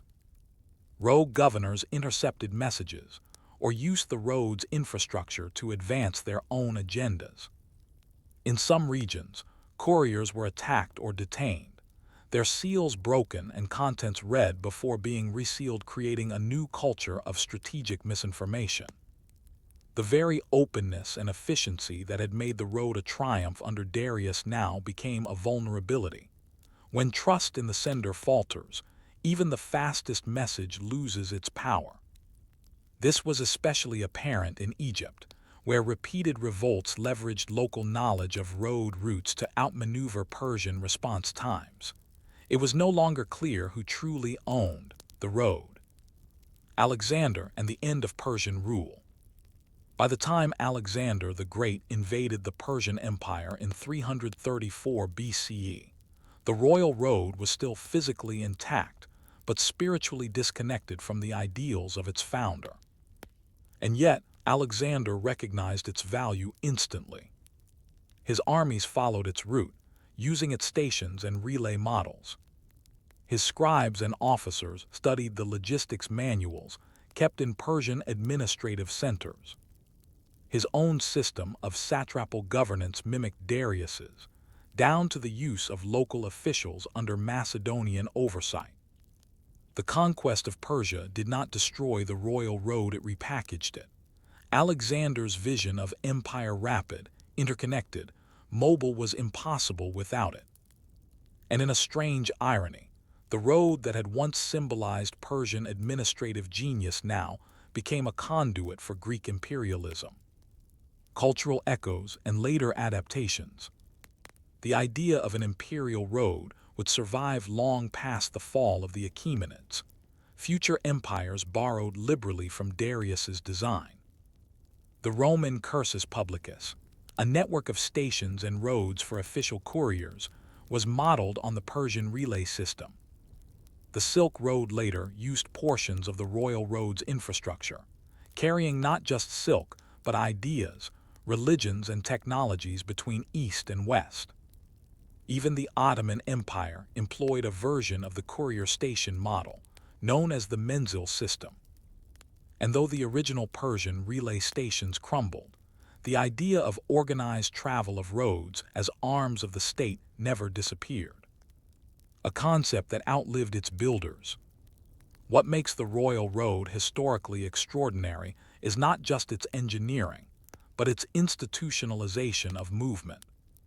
Before Darius, roads were tactical. After Darius, roads became strategic. The very idea that an empire could regulate travel, audit movement, and coordinate messaging across vast distances became foundational to later governance. In modern times, we take it for granted that states manage highways, monitor visas, or regulate transport hubs. But these expectations trace their roots back to experiments like the Royal Road. Even today, the metaphor of paving the way or laying the foundation has less to do with actual stone and more with the mental model Darius provided. That roads are how power moves, not just people. The road as memory. In many ways, the royal road remains invisible to history. Unlike Persepolis or Naqsh-Rustem, it left behind few iconic ruins. Its stations have mostly vanished. Its inscriptions, if any, are worn and fragmentary.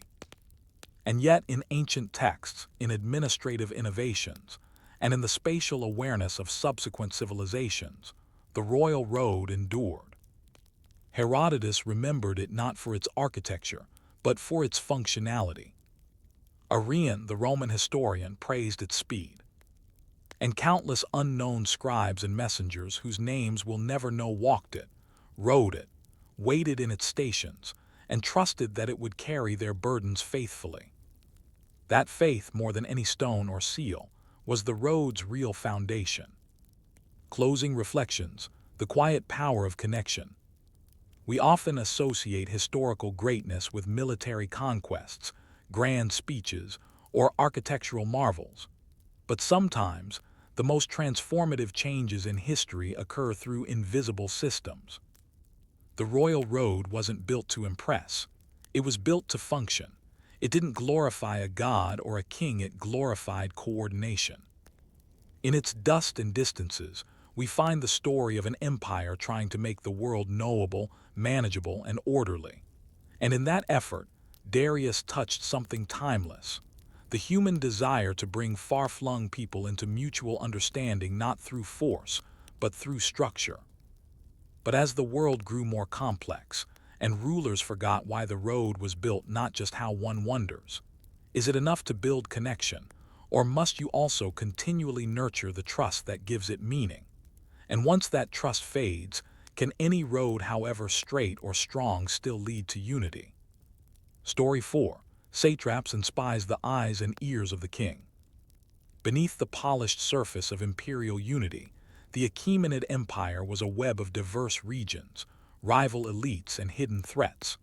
With over 70 ethnic groups, dozens of languages, and thousands of miles separating core and periphery, the potential for rebellion was ever present. Darius I, the empire's great stabilizer, understood that ruling such a realm could not rely on charisma or conquest alone. It required constant oversight, but not necessarily from the center. Rather than trying to monitor the entire empire himself, Darius institutionalized a method of delegated authority, one supported by an equally critical system of imperial surveillance. This section explores the structure, power, and risks of the satrapal system, and how Darius's intelligence network, known to history as the eyes and ears of the king, acted as the quiet force that kept it all from collapsing. Satraps, governors, or kings. The satrap was not a new invention under Darius, but it was Darius who refined and regularized the position into a pillar of imperial administration. The term satrap comes from the Old Persian shathrapavan, meaning protector of the province. These men were appointed by the king to govern large regions, some of which were larger than modern European countries. Each satrapy province had its own administrative capital, a court, military forces, tax apparatus, and legal infrastructure. The satrap was expected to collect and remit taxes to the imperial treasury, maintain law and order within the province, oversee infrastructure and local officials, supply troops when called upon by the king. Though technically subordinate to the king, many satraps were members of the royal family or Persian aristocracy, with deep local loyalties and their own power bases. They married into local elites, minted coins in their image in later periods, and lived like kings in all but name. And therein lay the danger. The dual nature of delegation. Delegating power was necessary. Without it, the empire would have collapsed under the weight of its own scale. But every act of delegation is also an act of risk.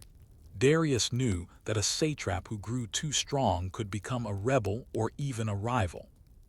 To counter this, he introduced a subtle but powerful reform: administrative redundancy.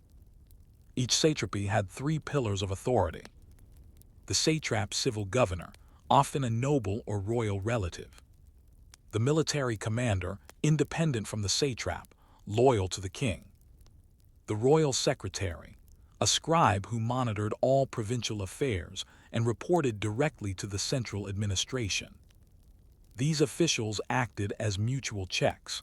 The satrap could not raise troops without the military commander. The commander could not act without logistical support.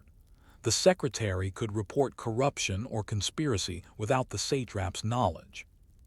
It was a system designed not for speed, but for balance. The role of local elites. Darius also understood the value of local knowledge. In many provinces, especially in the outer reaches of the Empire Bactria, Egypt, Armenia, the king allowed native elites to serve under or alongside Persian satraps. These individuals served as regional governors within the satrapy, judges or legal advisors with knowledge of local custom, temple priests or administrators who carried authority with the local population. This blend of Persian oversight and local participation created a layered governance model, one that could adapt to diverse regions without sacrificing imperial unity. It also meant that rebellion was more difficult to organize. Local leaders were often invested in the system and had a stake in its continuity.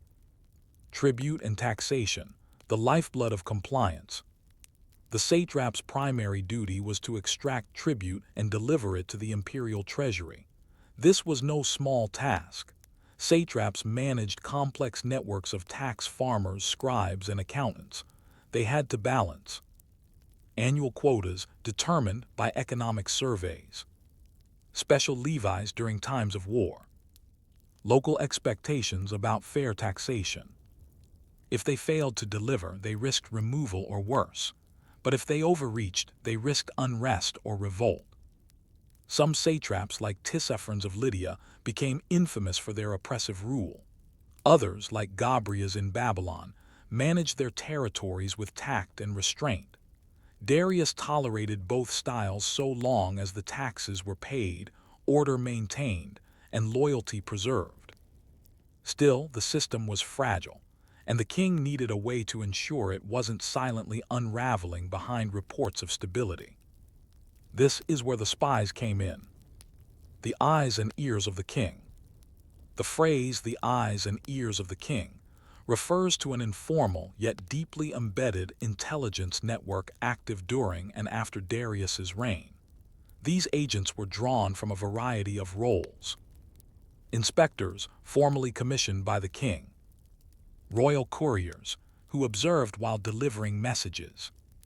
Envoys and diplomats, with access to courts and cities. Loyal subjects, incentivized to report wrongdoing.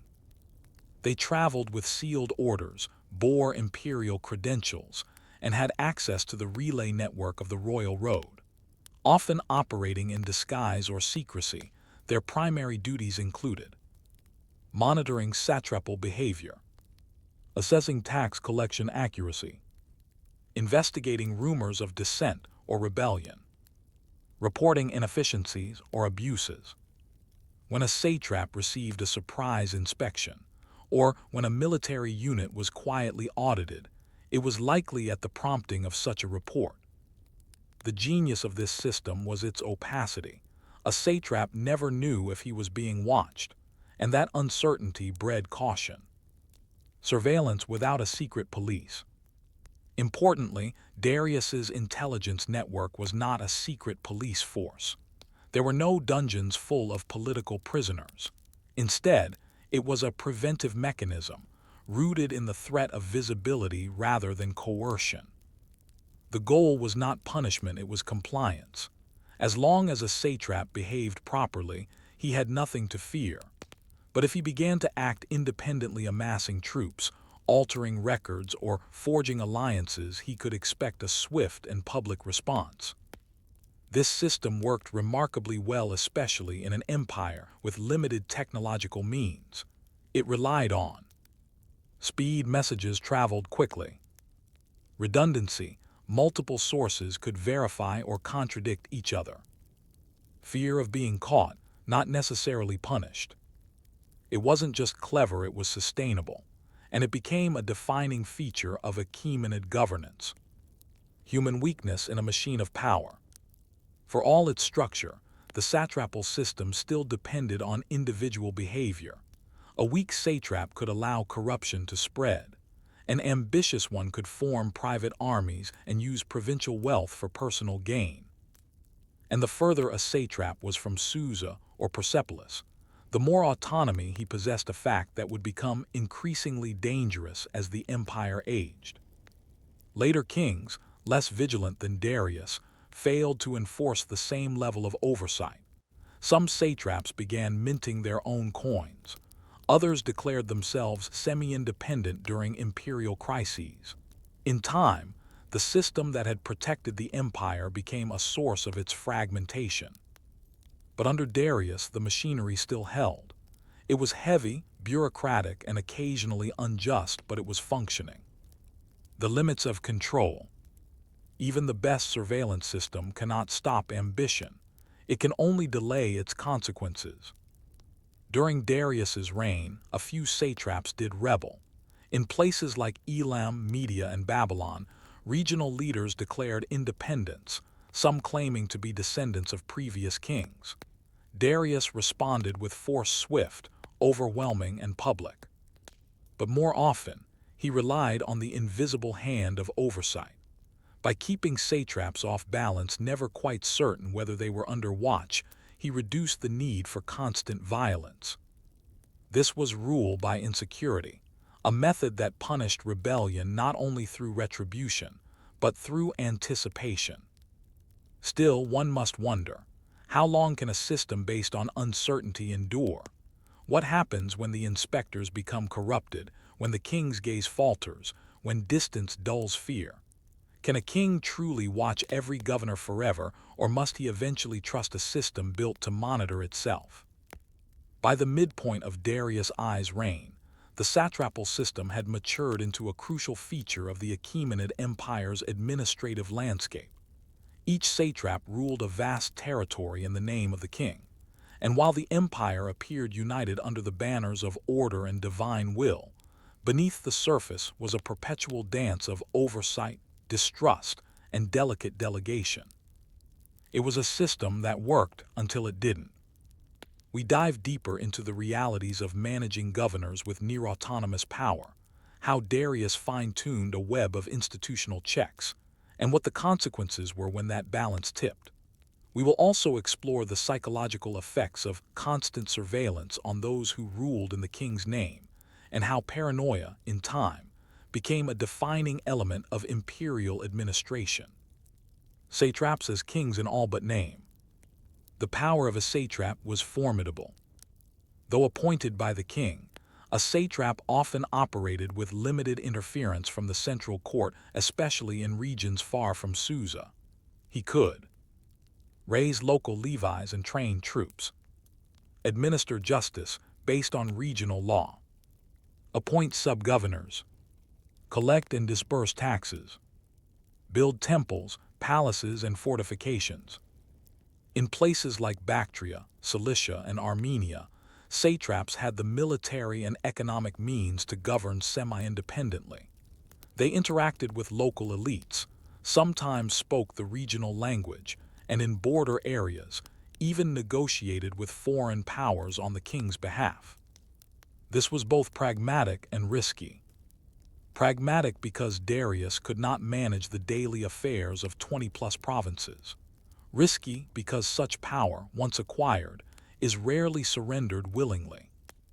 The satrapal system was, by design, an experiment in controlled autonomy. Double bind, loyalty and suspicion. To prevent abuse of power, Darius's court kept satraps in a perpetual state of dual accountability. Accountable to the king for tribute, security, and obedience. Accountable to local populations, whose cooperation was needed for governance. This created an uncomfortable tension. A satrap who ruled with a heavy hand risked unrest. One who ruled too leniently might be seen as fostering regional independence. Moreover, the presence of independent military commanders and royal secretaries within the same province meant that satraps were constantly watched, and they knew it. Add to this the floating presence of the eyes and ears of the king, and the life of a satrap became a careful game of political and performative loyalty. Some adapted, others resented it, a few plotted. The psychology of being watched. In ancient Persia, there was no centralized intelligence agency, no formalized spy service as we know today. But there was something perhaps more effective: institutionalized uncertainty. The key to the eyes and ears system wasn't omnipresence. It was the belief that oversight could arrive at any moment, that any report, conversation, or transaction could be witnessed and conveyed to the king. This created a culture of self-policing. Satraps, knowing that their actions might be reported even falsely, became increasingly cautious in how they governed, whom they trusted, and what risks they took. It also bred paranoia. Some satraps resorted to excessive surveillance within their own courts. Informants became common not just in royal networks but within provincial administrations. Satraps spied on each other, and sometimes on their own secretaries. This wasn't entirely irrational. A false report, if believed by the king, could mean disgrace or execution, and there was no guaranteed right to appeal. The system Darius created may have prevented rebellion, but it also created an empire of watchers. Punishment as public policy. Darius, while generally tolerant in governance, was unflinching in matters of treason.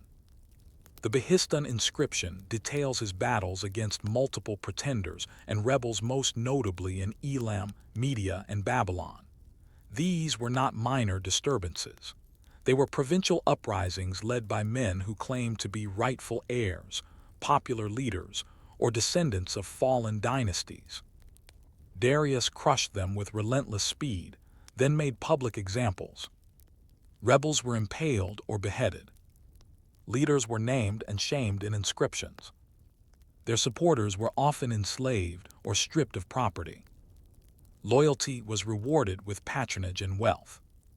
This balance of fear and favor was not accidental. It was calculated behavior. The message was simple: obey and the empire will protect you. Betray and it will remember your name in stone but not kindly.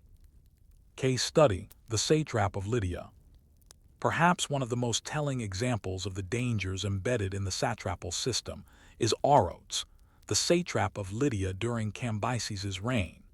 Though he ruled before Darius's administrative reforms were complete, his story echoed into Darius's own governance model.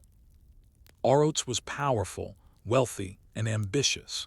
He executed a neighboring noble without royal approval and began acting autonomously, even amassing a private guard. When Darius came to power, Oros did not immediately swear loyalty. He was allowed to remain in place perhaps as a test, but soon after, Darius sent a loyal agent, Bagius, with secret orders. Bagius gained Oros' trust, then produced a series of sealed royal decrees. When the guards saw the final one ordering Oros' execution, they obeyed immediately. Oros was killed without resistance. The story became a template for dealing with satrapal disobedience. It wasn't just the execution that mattered, it was how it was done. Through a trusted courier, sealed messages, and loyal servants who still feared the king more than their local master. Royal intelligence as soft power. Not all intelligence gathering was about rooting out disloyalty. The eyes and ears also provided soft power advantages. They gathered knowledge of local customs, allowing the court to better administer newly acquired or restive regions. They assessed infrastructure needs, which influenced canal construction, road repairs, and urban planning. They reported on public sentiment, helping Darius avoid unpopular policies in sensitive regions. This feedback loop from the provinces to the capital allowed Darius to govern pragmatically, not dogmatically. In many ways, the eyes and ears acted like early diplomats, offering a bridge between regional diversity and centralized expectations. Their reports may have been dry, bureaucratic, and limited in scope, but they were crucial to an emperor whose greatest strength was knowing what others did not. From oversight to overreach. As with all systems dependent on human trust, the intelligence and satrapal oversight network had limits. Over time, rivalries emerged within the king's court, where secretaries and inspectors used their positions to promote their own agendas. Satraps began to bribe inspectors, neutralizing their effectiveness. In some cases, false accusations were used to eliminate political opponents. The very tools of unity became tools of division. Darius kept this at bay through personal involvement, regular rotation of officials, and execution of corrupt agents. But after his death, the web he had spun slowly began to fray. Without his personal vigilance, the checks and balances he instituted became instruments of political theater still feared, but increasingly ineffective. The unseen legacy. Despite its flaws, Darius's model of provincial governance influenced countless successors. Alexander the Great retained many satrapal structures after his conquest. The Seleucid Empire reused Darius's titles and systems. Even the Romans, though different in form, adopted a version of provincial governors with direct reporting to the central government. In the Achaemenid world, satraps were not just governors, they were reflections of imperial priorities, strong but supervised, empowered but constrained. They were also, perhaps, the most human part of a vast, inhuman system, men trapped between loyalty and ambition, service, and self-preservation. But this raises a question that echoes through every imperial age. Can true loyalty ever be guaranteed through surveillance alone? Or does the very act of watching too closely sow the seeds of rebellion in the hearts of those meant to serve?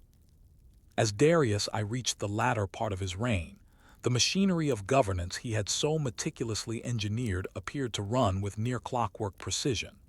Satraps ruled with cautious ambition, military commanders acted as neutral enforcers, and the eyes and ears of the king carried messages, whispers, and warnings through the arteries of empire.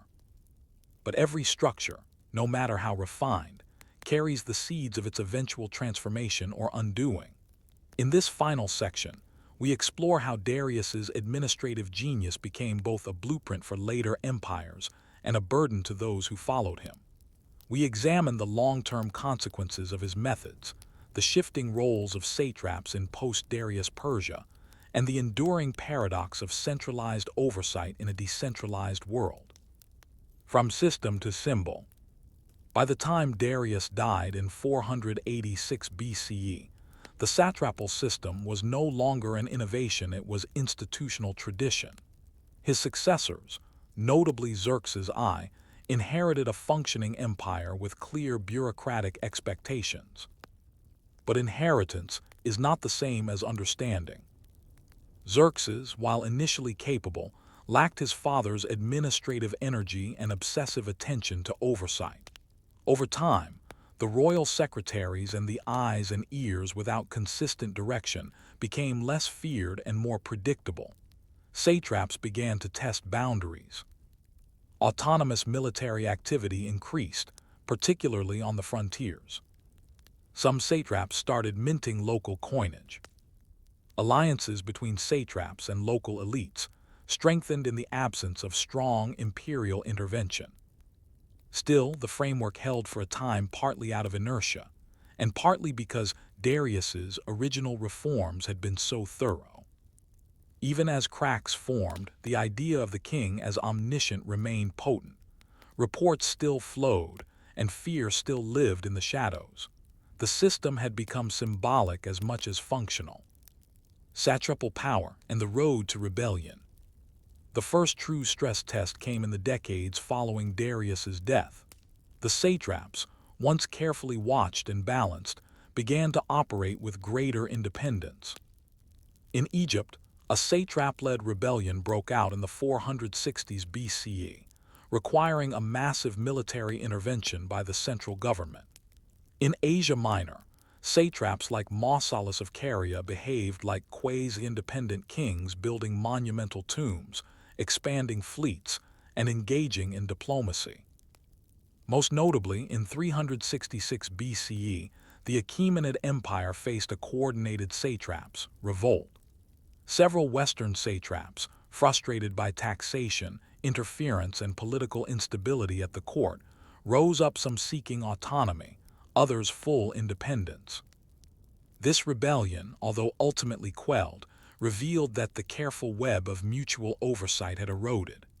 The eyes and ears of the king, while still present, were no longer enough to deter coordinated rebellion. In effect, the empire had outgrown its controls. Structural strain, geography versus governance. The satrapal system had always rested on a fragile balance, local autonomy for imperial loyalty. But over time, geography itself became an obstacle to control. In the east, satraps of Bactria and Sogdia were often months removed from imperial intervention. In the west, satraps bordering the Aegean engaged with Greek city-states and formed cultural hybrids. In the north, regions like Armenia evolved into buffer zones, with satraps acting as semi-independent rulers to manage border threats. As new generations of satraps inherited their offices, often as a form of dynastic succession, their loyalty shifted from the king to their own territorial power base. The role of the central government became reactive rather than directive. The cost of centralized surveillance. Darius's intelligence network was one of the ancient world's most remarkable bureaucratic achievements. But like all centralized surveillance systems, it came with a cost. It depended on the vigilance, neutrality, and competence of the central court. Once that court became distracted by succession crises, military overreach, or internal politics, the eyes and ears of the king lost their edge. Moreover, constant surveillance eroded internal trust. Satraps increasingly saw royal agents not as protectors of the empire, but as threats to their local interests. Some developed counter-surveillance mechanisms, blocking or bribing inspectors, or using local scribes to misreport activity. Over time, the system produced not unity, but guarded distance. The very tools designed to bind the empire together began to highlight its internal fractures. Lessons for later empires.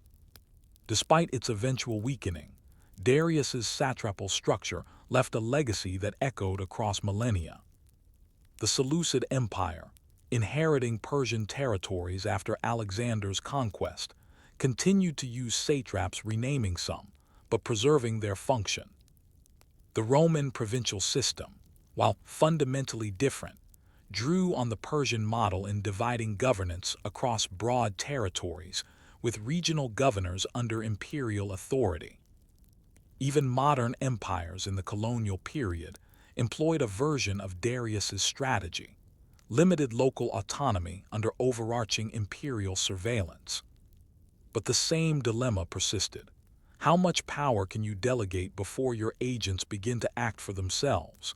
How can an emperor know what happens at the edge of his domain, and how much must he rely on fear rather than faith? Reflections on Empire and Observation. In the end, the satrapal system is a mirror for the nature of empires themselves. It reveals the tension between the center and the periphery, between unity and difference, between ambition and obedience. Darius's innovation wasn't just in dividing the empire into manageable provinces. It was in understanding that power is not held by force alone, but through structure, surveillance, and the ever-present possibility of consequence. Yet no system, however clever, can resist the erosion of time. The satrapal system became a victim of its own stability, too efficient to dismantle, too decentralized to control. The eyes and ears of the king could watch, but they could not will loyalty into being. And so we are left with a question that every ruler, ancient or modern, must face. When the eyes are closed and the ears are silent, what remains to hold an empire together? Is it law, fear, loyalty, or is it the quiet hope that those entrusted with power will remember who they serve and why? Story 5. The builders of Persepolis: labor, limestone, and imperial identity. To many, the Achaemenid Empire is remembered through its kings Cyrus, Darius, Xerxes, and their sweeping campaigns, inscriptions, and declarations of divine right. Yet towering above the Iranian plateau lies a testament to imperial ambition not through conquest, but construction: the city of Persepolis. Built on a man-made terrace at the foot of the Ramet mountain, Persepolis was not just a city, it was an idea set in stone, an architectural performance of empire. But unlike fleeting battles or ephemeral decrees, this project required a different kind of power: organization, resources, and thousands of laborers whose names were seldom recorded. We explore the founding of Persepolis under Darius I, the rationale, the logistics, and the invisible infrastructure of labor and planning that made the impossible seem inevitable. A city with no market, no walls. Persepolis was strange by the standards of ancient capitals. It lacked defensive walls. It had no major marketplace. It was not positioned along a major trade artery, nor did it house a permanent population beyond the royal court and seasonal workers. Why then was it built? The answer lies in intention. Persepolis was never meant to be a city in the traditional sense.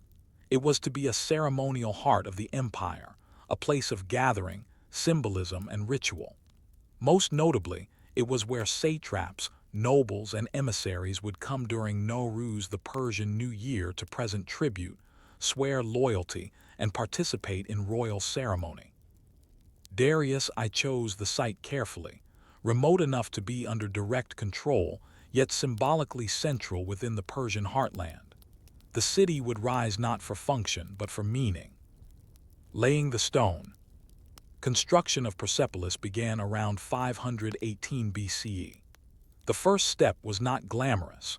Workers leveled the terrain, then created a massive stone platform measuring 450 by 300 meters by cutting into the bedrock and building stone retaining walls. The stones used were local limestone, but even local stone had to be quarried, transported, shaped, lifted into place. This required logistical coordination on a massive scale. No cranes, no trucks, no modern tools, just teams of workers, oxen, sledges, and sheer coordination. The foundational phase alone took years. Who built Persepolis?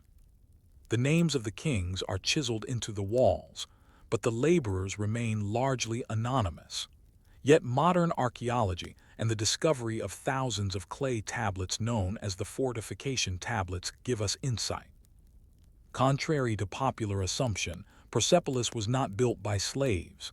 The tablets record workers' rations of barley, wine, and dates, names of women and children employed in support roles, specialized craftsmen, stonecutters, woodworkers, goldsmiths working in structured teams, migrant laborers from across the empire, Elamites, Lydians, Babylonians, Medes, Egyptians. These tablets, written in Elamite, form the earliest bureaucratic records of payroll and provisioning in the empire. Workers were compensated, sometimes even with bonuses. Pregnant women received additional rations. Teams were rotated. Injuries and illness were logged. It wasn't egalitarian, but it wasn't slavery either. It was administrative labor, organized under a royal system with surprising detail and care. Imperial identity in stone. Persepolis was a monument not only to kingship, but to unity and diversity. Every column, relief, and staircase was coded with symbolism. The Apadana, the great audience hall, had carved depictions of tribute bearers from across the empire. Arabs leading camels, Ethiopians with ivory tusks, Indians bearing gold, Medes and Persians in formal robes. This was no chaotic procession. It was orderly, respectful, hierarchically arranged, a theater of harmony under the king. To stand on the platform of Persepolis was to feel the weight of an empire assembled, not through war banners, but through ritual submission and architectural storytelling. The invisible craftsman. Behind every pillar, someone chipped away at stone for days. Behind every frieze, someone sketched designs with charcoal. Behind every beam, someone hauled timber from distant Lebanon, floated it down rivers, dragged it through deserts, and shaped it to fit. And they left behind more than just carvings. They left signs of human touch. Fingerprints in drying plaster, tool marks beneath decorative surfaces, off-cut stones with corrections and practice etchings. These were not machines. They were humans, organized into workshops with supervisors, training regimens, and daily routines. Some even specialized in iconography, carving lions with exaggerated eyes or mythical griffins meant to guard staircases. Their stories are unrecorded in royal inscriptions, but their hands are visible everywhere. Bureaucracy of stone. Darius's empire, as seen in Persepolis, was as much about administration as it was about vision. Every material was tracked. Timber from Phoenicia, precious metals from India, colored pigments from Egypt, ivory from Nubia. This was a spreadsheet made architectural. Nothing was accidental. Moreover, the construction process was divided into phases, with Darius initiating the terrace and earliest structures, and later kings adding to it.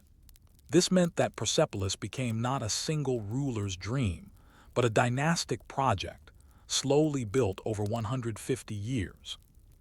And still, at its heart, it remained a monument to the ideology of order, the same order Darius claimed to restore after seizing power.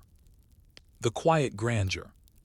Persepolis was not bustling like Babylon, nor strategically crucial like Susa. It was not filled with markets, scholars, or soldiers. It was quiet, elevated, remote. And that was the point. It was a place where silence could amplify symbolism, where polished staircases led up to throne rooms that looked out not over cities, but over mountains and sky. Visitors approached from below, ascending in physical and symbolic humility. When the king stood at the top, all others appeared below, not just in status, but in geography. Persepolis was architecture as performance. Yet we must ask, how does a city built for ceremony sustain itself through time? What happens when its symbolism outlasts its purpose?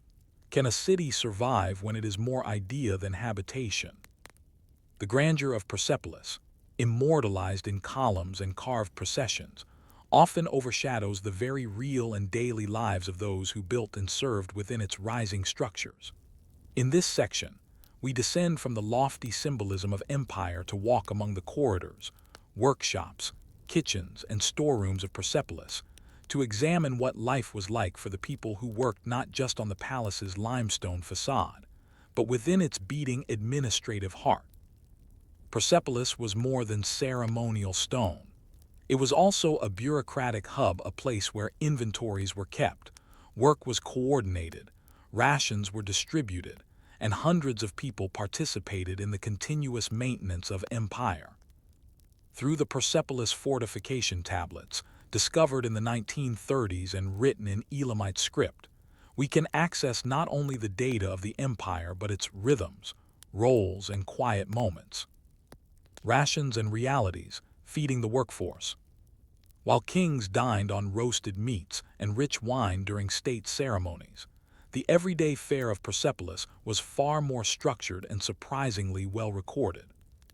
The ration system formed the core of the logistical model for all workers, from artisans to administrators. Instead of coins, workers were often compensated with measured quantities of food. Barley as a staple grain. Wine used sparingly. Dates, especially for higher status or specialist workers.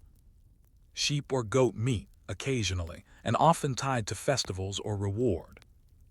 Rather than inequality alone, these distributions reflect a ranked order. Those with more specialized or supervisory roles received more and higher quality provisions. Women and children were included in these lists as well, with maternity rations showing care for pregnant workers and child allowances adjusted by age. Interestingly, certain families appear across multiple tablets, suggesting multi-generational labor contracts. Some may have been permanent residents of nearby villages who periodically worked at the site. Far from faceless, the workers of Persepolis were part of a living economy, where ration accounting was a form of payment, control, and stability. Administrative culture, paperwork in stone. The notion of administrative culture may sound dull, but it was the true engine of the empire. In Persepolis, bureaucracy was both tool and ideology. The Persepolis fortification tablets, numbering over 20,000, include receipts of rations distributed and received, lists of work teams, inventories of livestock and grain, travel permits for messengers and dignitaries, reports of births, deaths, and workplace injuries. Most were written on soft clay and then baked accidentally when parts of Persepolis were later burned. More on that in Section 3. Ironically, this destruction preserved the records for millennia. The language used was Elamite, though Aramaic and Old Persian inscriptions appear elsewhere. Elamite scribes were particularly favored in the Achaemenid court, reflecting both cultural continuity and practical expertise. This was a world where scribes carried as much power as soldiers, where understanding grain tallies could mean the difference between feast and famine. The women of Persepolis. One of the most striking revelations of the fortification tablets is the visibility of women in the labor economy. They appear not merely as dependents but as weavers and textile workers, millers and grain processors, supervisors of other laborers, travelers issued provisions for journeys, recipients of maternity rations. Some women even managed their own work groups, a level of responsibility not often seen in contemporaneous records from Greece or Mesopotamia. The presence of children in the records assigned adjusted rations by age suggests entire family units lived and worked around the complex. The image that emerges is not just of men hauling stone, but of a village-like workforce ecosystem, rotating with the seasons, coordinated by officials, and essential to the functioning of imperial rituals. Religious practice and ritual purity. Persepolis was more than stone and ledgers, it was a ritual space. While much of our knowledge of Achaemenid religion comes from later Zoroastrian texts, Persepolis hints at spiritual undercurrents that shaped the site's design and use. The king's legitimacy was thought to come from Ahura Mazda, the supreme god of order. Reliefs in Persepolis repeatedly show Darius or Xerxes receiving the Faravahar, a symbol associated with divine favor, and trampling figures of chaos or rebellion beneath them. It is likely that many actions such as entering throne rooms or touching royal platforms required ritual cleanliness, if not formal purification. Inscriptions in Old Persian often begin with a spiritual invocation. The placement of altars, fire holders, and ceremonial vessels throughout the complex hints at regular communal rites, perhaps tied to seasons, loyalty ceremonies, or funerary customs. The daily life of Persepolis, then, was likely punctuated by moments of silence, sacrifice, and song. Seasonal rhythm and royal presence. Persepolis was not inhabited year-round by the king. Instead, it was part of a seasonal royal circuit that included Susa, Ecbatana, and Babylon. The court moved in tandem with climate and ceremony. As a result, much of the city functioned in preparation for royal arrivals.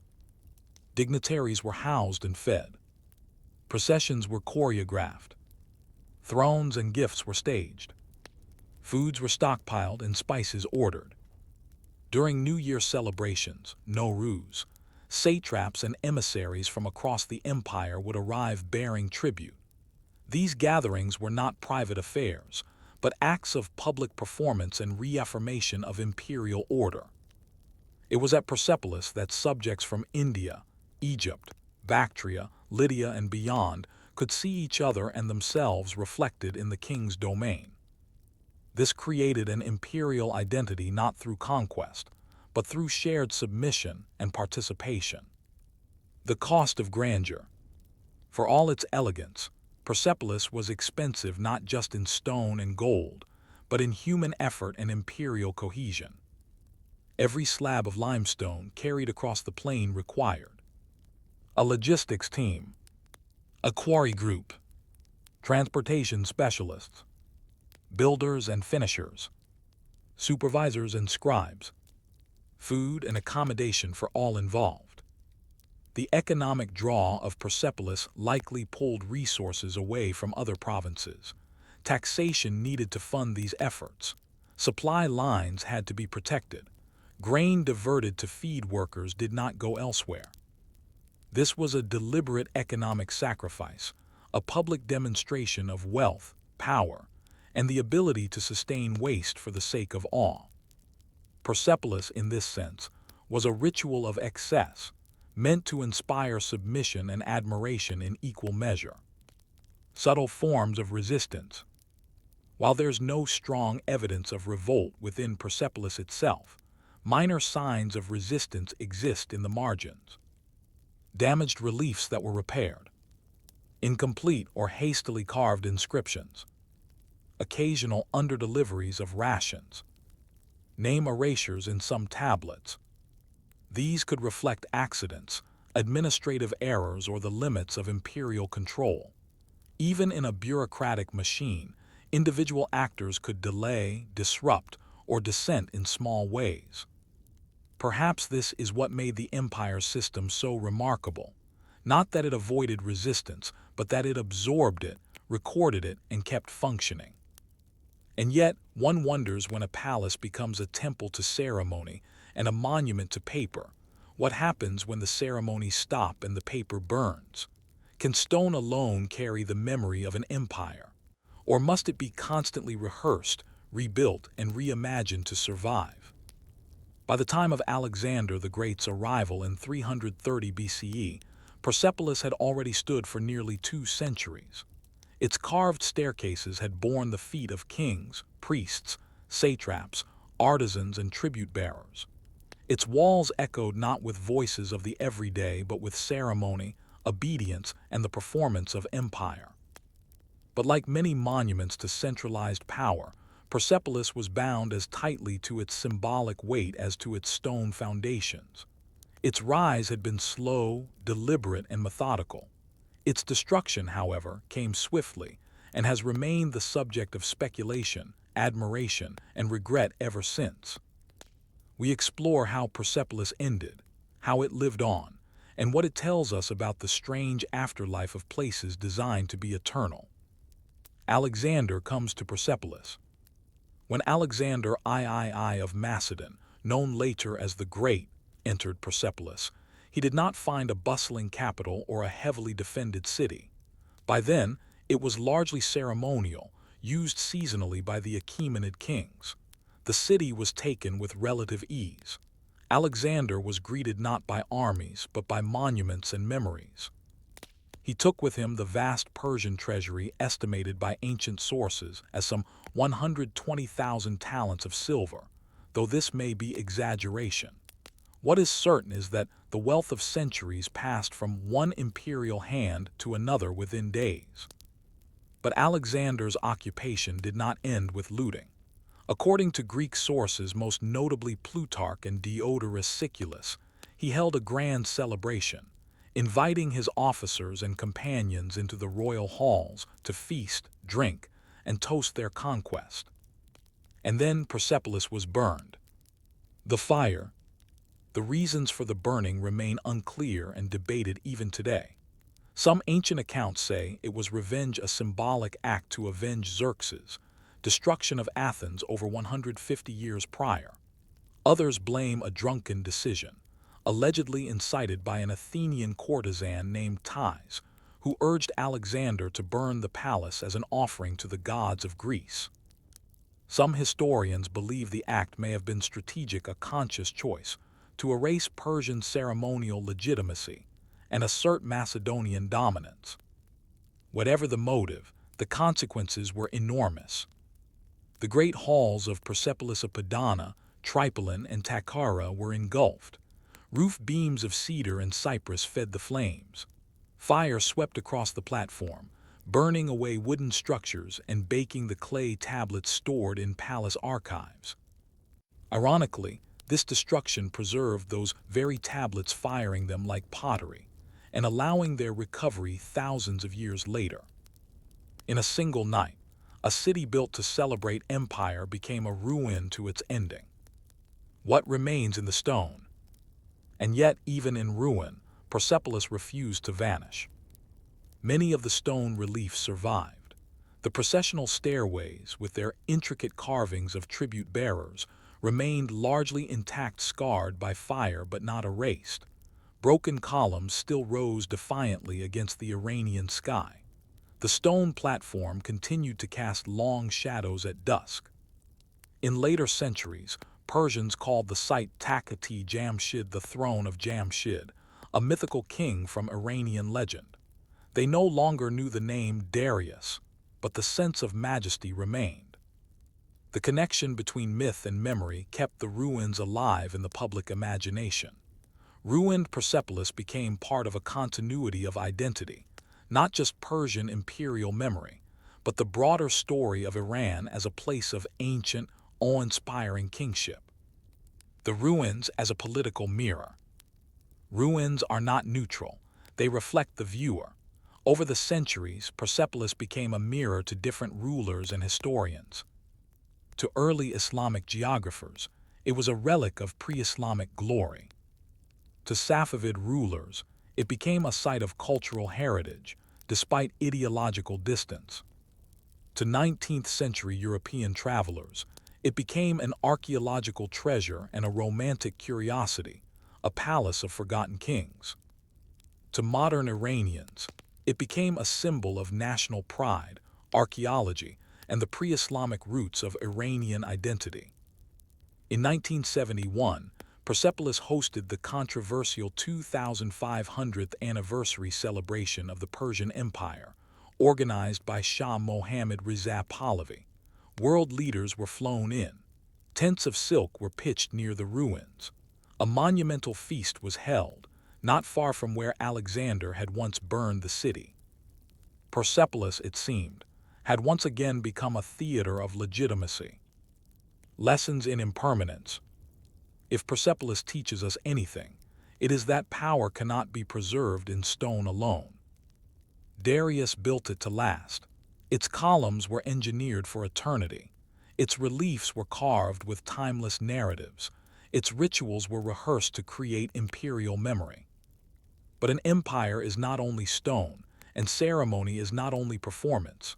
Without the living systems, supply chains, scribes, workers, tax collectors, and teachers, the rituals lose meaning, and the stone becomes silent. When Persepolis burned, no army came to its defense. Its administrative staff had long been disbanded. Its rituals had ended. Its inscriptions, once clear, were unreadable by those who walked among the ruins. The columns stood, but they no longer signified power.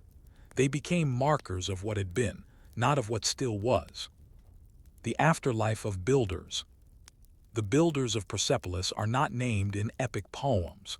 Their stories are not in royal inscriptions, but they left their imprint. In the tool marks beneath staircases, in the careful symmetry of processions, in the preserved tablets now held in museums around the world. Their labor outlasted the ceremonies. Their anonymous work formed the canvas for kings. Their hands lifted stones that still stand. In a way, they achieved what kings could not, a legacy unburned. Even today, visitors to Persepolis walk where those workers once walked. They trace the outlines of the same carvings. They peer into storage rooms where rations were counted. They photograph reliefs that once took years to complete. In silence, the builders remain. And so we end with a final question: what does it mean for a city to live after it has died? Can stones remember? Can ruins teach? Or do they simply wait in quiet endurance for someone to ask again, who built this and why? Story 6. The Royal Road Threads Across an Empire. When historians speak of the might of the Achaemenid Empire, they often refer to its armies, its gold, or its kings. But behind these visible symbols of power lay something far less glamorous and far more revolutionary: a road. Not just a dirt path beaten by footsteps, but a fully planned, strategically placed, imperial road system that bound together an empire stretching from the Aegean Sea to the Indus River. At the heart of this web lay the most famous of them all, the Royal Road, built under Darius I, the so-called King of Kings. This story is about that road not only as a technical achievement, but as a symbol of imperial logic, endurance, and quiet control. This is the tale of how the Royal Road became the veins through which the empire breathed, one relay station at a time. The need for connection. By the time Darius I came to power in 522 BCE, the Achaemenid Empire was vast but fragmented. It included dozens of languages, climates, economies, and customs. What it lacked was cohesion. An army could take territory, but only communication, infrastructure, and bureaucracy could keep it. Darius understood that a ruler had to see his empire and be seen. Orders had to travel fast. Taxes had to be collected efficiently. Rebellions had to be crushed before they spread. So he did what many rulers before him had failed to do on such a scale. He built roads. And in doing so, he didn't just connect places, he created a system. The spine of the empire. The most famous route, later described by Herodotus, stretched nearly 1,700 miles, 2,700 km, from Sardis, near the Aegean coast in western Anatolia, modern Turkey, to Susa, one of the empire's administrative capitals in modern-day Iran. According to Herodotus, a mounted courier could traverse this road in just 7 to 9 days, an astonishing speed, given the era. For comparison, a civilian traveler might take 90 days to make the same journey on foot. The route crossed rivers, mountains, deserts, and forests, and to make it possible, the empire built bridges over major rivers like the Halys, now the Kizilirmak, causeways to traverse marshlands and difficult terrain, way stations called paradazish, offering rest, food, fresh horses, and shelter, checkpoints to inspect, monitor, and secure the passage of goods and messages. Each post was part of a larger system called the angaram, the royal relay of messengers and horses, a kind of ancient express mail, unmatched until modern times. How roads meant power. To the average villager or merchant, the royal road might have seemed like a curiosity, a stone line through the landscape, but its implications were massive. It allowed the king's will to travel faster than rebellion. An order dispatched from Susa could reach distant governors within days, instructing them to send troops, deliver tribute, or host emissaries. More than military use, the roads enabled tax collection across the empire's 20-plus satrapies, standardization of weights, measures, and coinage, the darak, surveillance, both of governors and commoners, legal appeal, as subjects could, in theory, travel to seek justice from the king. In essence, the road was an enforcer without a sword, a demonstration that the king's reach was not only wide, but swift. Engineering the empire. The road itself was a feat of engineering. Unlike Roman roads, which were built with layers of stone and mortar, Persian roads were often hard-packed dirt, gravel, or stone paved in select areas. Yet they were meticulously planned. Routes followed natural contours, minimizing steep climbs. Distances were measured and recorded, milestones placed. Bridges such as those near Sardis were reinforced with timber and stone piers. Posts were spaced by standardized intervals, allowing precise calculations of distance. These were not casual trails. They were deliberate lines of imperial logic, etched into geography. The life of a courier.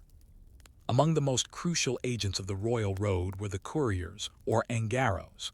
Their lives were short, grueling, and often invisible to history. Mounted on horseback, they would ride at full speed from one station to the next, changing mounts frequently to preserve momentum. The system operated around the clock, with messengers traveling day and night. Herodotus wrote admiringly, "Neither snow, nor rain, nor heat, nor darkness of night prevents these couriers from completing their appointed course with all speed."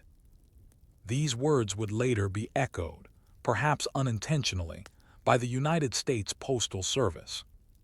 Couriers were essential not just for governance, but also for intelligence gathering, coordination of construction projects, and the reporting of satrapal activity. Though largely anonymous, these writers formed the pulse of imperial life. Local impacts and cultural crossroads. The royal road passed through a multitude of communities. Lydians and Ionian Greeks in the west, Phrygians and Cappadocians in central Anatolia, Assyrians and Babylonians further east, Medes and Persians toward the heartland. Along the way, the road fostered cultural exchange, trade, and migration. Merchants began using it alongside the state. Inns and markets formed along the route. Goods like textiles, spices, scrolls, and precious metals passed from hand to hand. Temples and shrines grew near popular stops. Local dialects absorbed foreign words. Ideas about kingship, law, astronomy, and even medicine flowed as freely as silver and wool.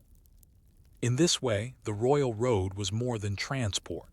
It was a conduit of ideas and identity, pulling the empire together not just in form, but in function. The road's silent vulnerabilities. For all its grandeur, the royal road was not invulnerable. Its reliance on state support made it dependent on strong central authority. In times of rebellion or succession crisis, relay stations fell into disrepair. Banditry increased. Governors withheld taxes. Communication slowed. When Alexander invaded, the roads still worked, but they served the invader as much as the incumbent. Infrastructure has no loyalty. It bends to whoever rides it fastest. And so we are left with a question not just of ancient stone and dirt, but of infrastructure and empire. Can a road hold an empire together, or merely make its unraveling faster when unity fades? When the hoofbeats fall silent, does the road remember? The royal road was not just a thoroughfare for kings and couriers. Over time, it became a corridor of commerce, an axis of administration, and a conduit for imperial ideology. By examining those who used the road, merchants, governors, and emissaries, we gain a clearer picture of how a powerful but diverse empire sustained its reach. This section focuses on the mechanics of the royal road's day-to-day function, beyond the romantic images of horsemen galloping through dust and time. It was a deeply practical system, dependent on human effort, paperwork, and predictable logistics, a dry but powerful machinery of imperial management. Let us travel now, not as kings or warriors, but as officials, traders, and tax collectors, moving between satrapies, navigating way stations, and translating power into policy. Satraps and governors, the road as a spine of supervision. The Achaemenid Empire was divided into over 20 satrapies, each overseen by a satrap, or provincial governor. These satraps wielded enormous power. They collected taxes, raised troops, and administered justice. They were in many ways miniature kings. But their power was always subject to the central authority of the great king, who used the royal road to monitor them closely. Royal inspectors, known as the king's eyes and ears, traveled the road incognito, submitting detailed reports about a satrap's conduct. These men, part detective, part bureaucrat, ensured that no governor grew too ambitious or independent. In effect, the royal road acted as a kind of nerve system, through which the central administration could sense unrest, inefficiency, or corruption at the provincial level. Messages, audits, and inquiries flowed constantly.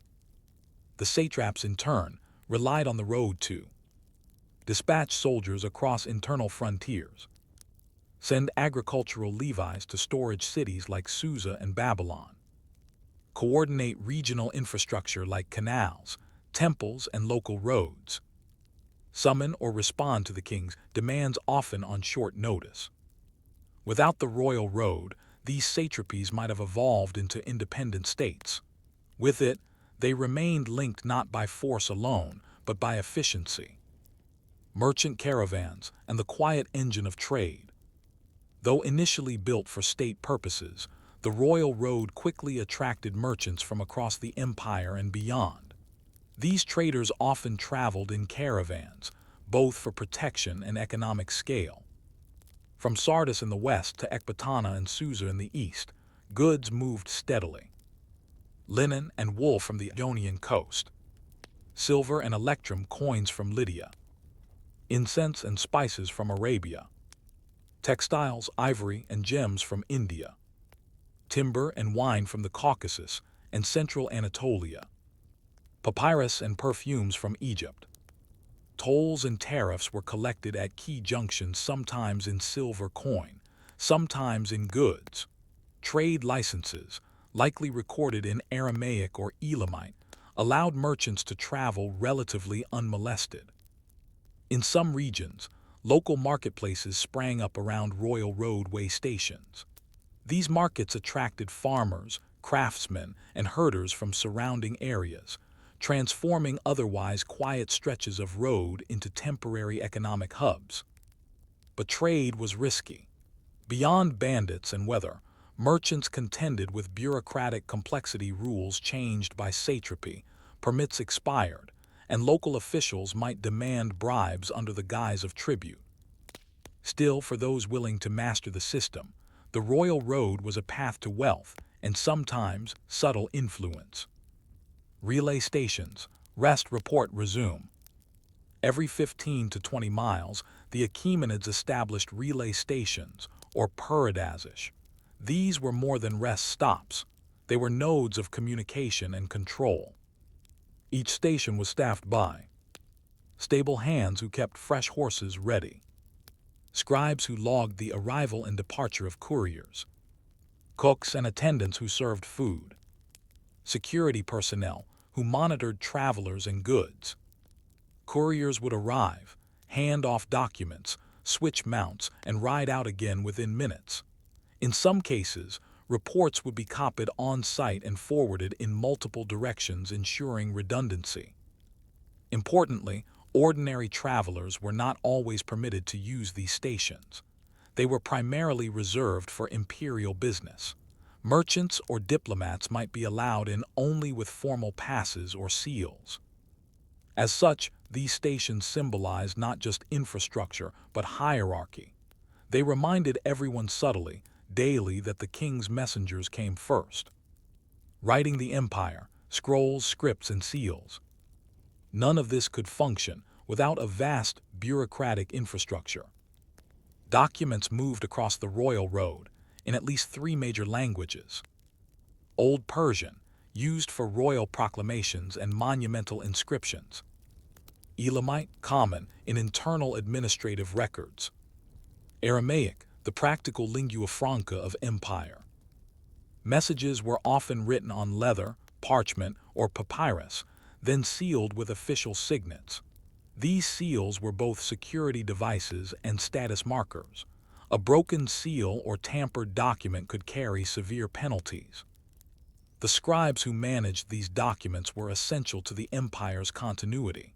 Their daily work, rarely glorified, ensured that orders arrived, taxes were recorded, and treaties were honored. While their names are rarely known, their handwriting and notational systems survived, echoing the administrative rhythm of an empire that spanned 3 continents. Foreign emissaries and diplomacy on the road. The royal road also served as a diplomatic highway. Embassies from Greek city-states, Indian kingdoms, Scythian tribes, Arabian sheikdoms, and even Libyan or Ethiopian rulers would travel it to meet the great king. These journeys were elaborate. Diplomatic groups might number dozens, bringing gifts, translators, and political prisoners. Their movements were carefully scheduled and highly visible. The road thus became a stage for submission and negotiation. Through it, Darius and his successors enacted the idea that they were global rulers and that the world came to them. Even when diplomacy failed, such as with the Greeks, the act of hosting embassies on the road reinforced the visual and logistical dominance of the Persian state. Law, order, and the subtleties of control. Finally, the royal road allowed for the spread and enforcement of imperial law. While local customs were often respected, certain imperial standards such as tax policy, coin usage, and penalties for rebellion were applied uniformly. Traveling magistrates and legal inspectors moved along the road, resolving disputes and checking local courts. At certain intervals, detention outposts held prisoners in transit awaiting trial or exile. This legal mobility served 2 purposes: unifying imperial subjects under shared expectations, even if they came from different traditions, preventing abuse of power by local elites, who could no longer rule in isolation. Justice, like tribute, moved at the speed of the horse. bureaucratic fatigue, the cost of complexity. But with control came strain.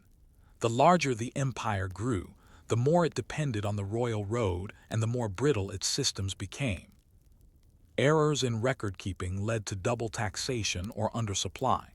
Delays in communication caused military confusion. Corrupt officials exploited paperwork loopholes. And in times of transition, especially after Darius's death, these vulnerabilities widened. The same road that allowed the king to rule could also be used by ambitious satraps, invading generals, or unwelcome truths. In the quiet corners of the empire, some began to question whether the center truly held. And so we return to the core tension of infrastructure. Does it secure power or merely spread it thin? When the messengers grow weary and the ink fades, what remains the road itself, or the memory of those who walked it? Long after the reign of Darius I had ended, and long after his successors were buried beneath the shifting sands of history, the royal road continued to stretch across the land, weathered, silent, enduring. We consider the decline, transformation, and afterlife of the royal road.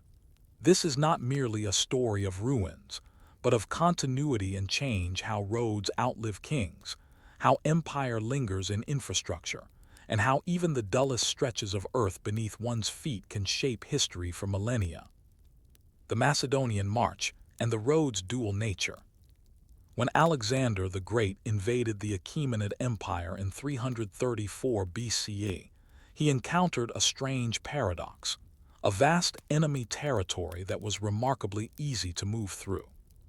Why? Because Darius's road still functioned. Alexander's army marched along much of the royal road during its campaign, using the same relay stations, crossing the same bridges, and following the same routes planned for imperial communication decades earlier. In some regions, they even intercepted Persian dispatches before they reached satraps.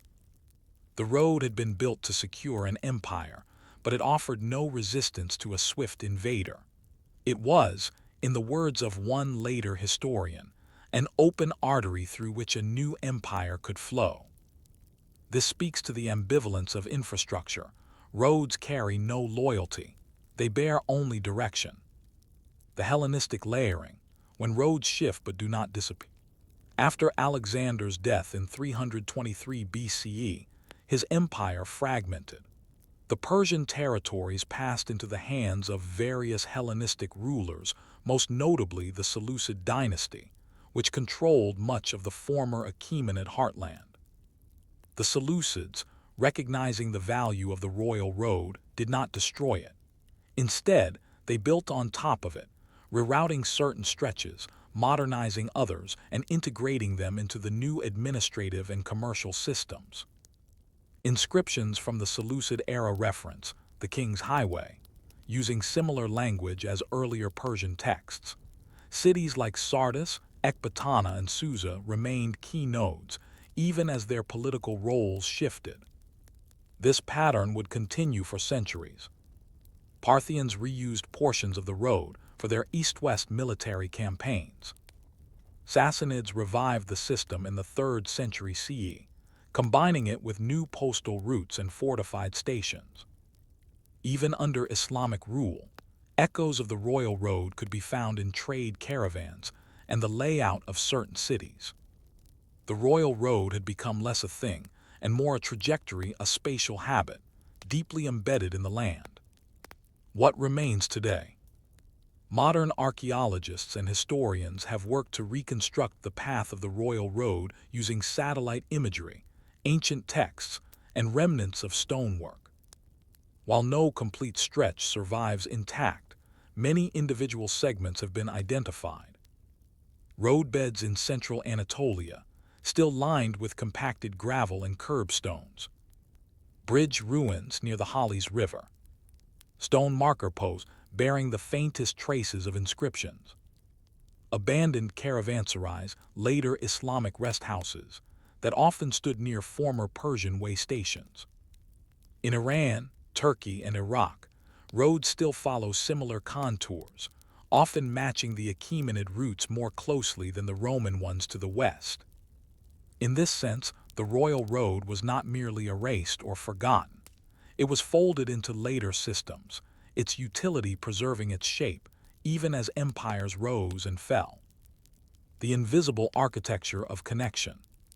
The royal road is a striking example of what some scholars call invisible architecture, infrastructure so deeply embedded in the everyday that we rarely notice it, yet which shapes how we live, trade, travel, and govern.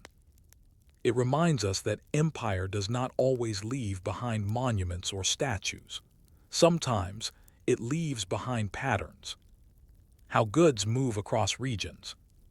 How cities grow at intervals along trade routes. How states imagine their territorial unity as a matter of lines and linkages, not just borders.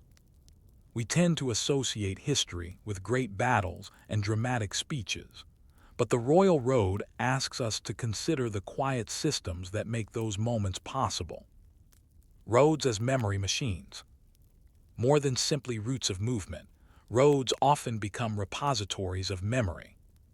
In the case of the royal road, what was once a tool of imperial discipline became, over time, a memory of Persian kingship in Iranian cultural imagination, a geographical thread connecting ancient sites for archaeologists and pilgrims, a symbol of civilizational achievement, especially in contrast to nomadic or fragmented rule.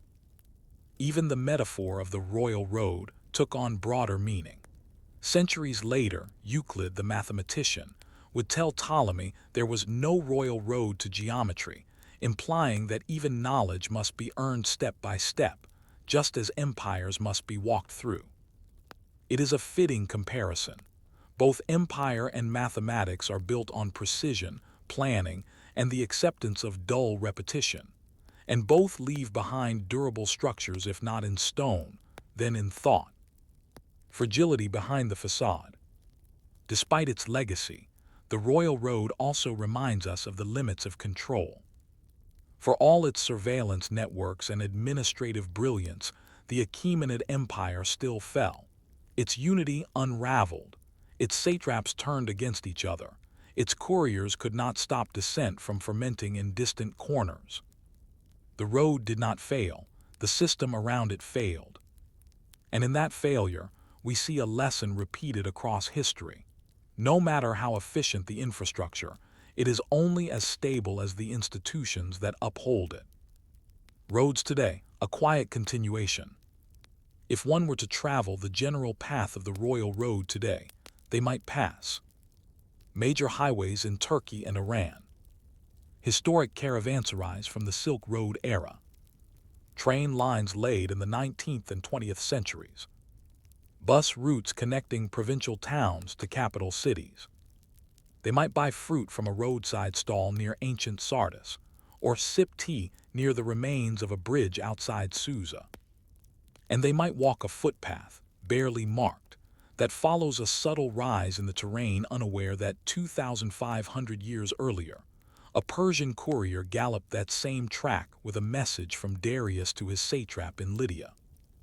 And so we leave the royal road not at a terminus, but at a question. Are the most powerful tools of empire its armies, its gold, or its roads? And when all else is gone, which of these still shapes the path beneath our feet?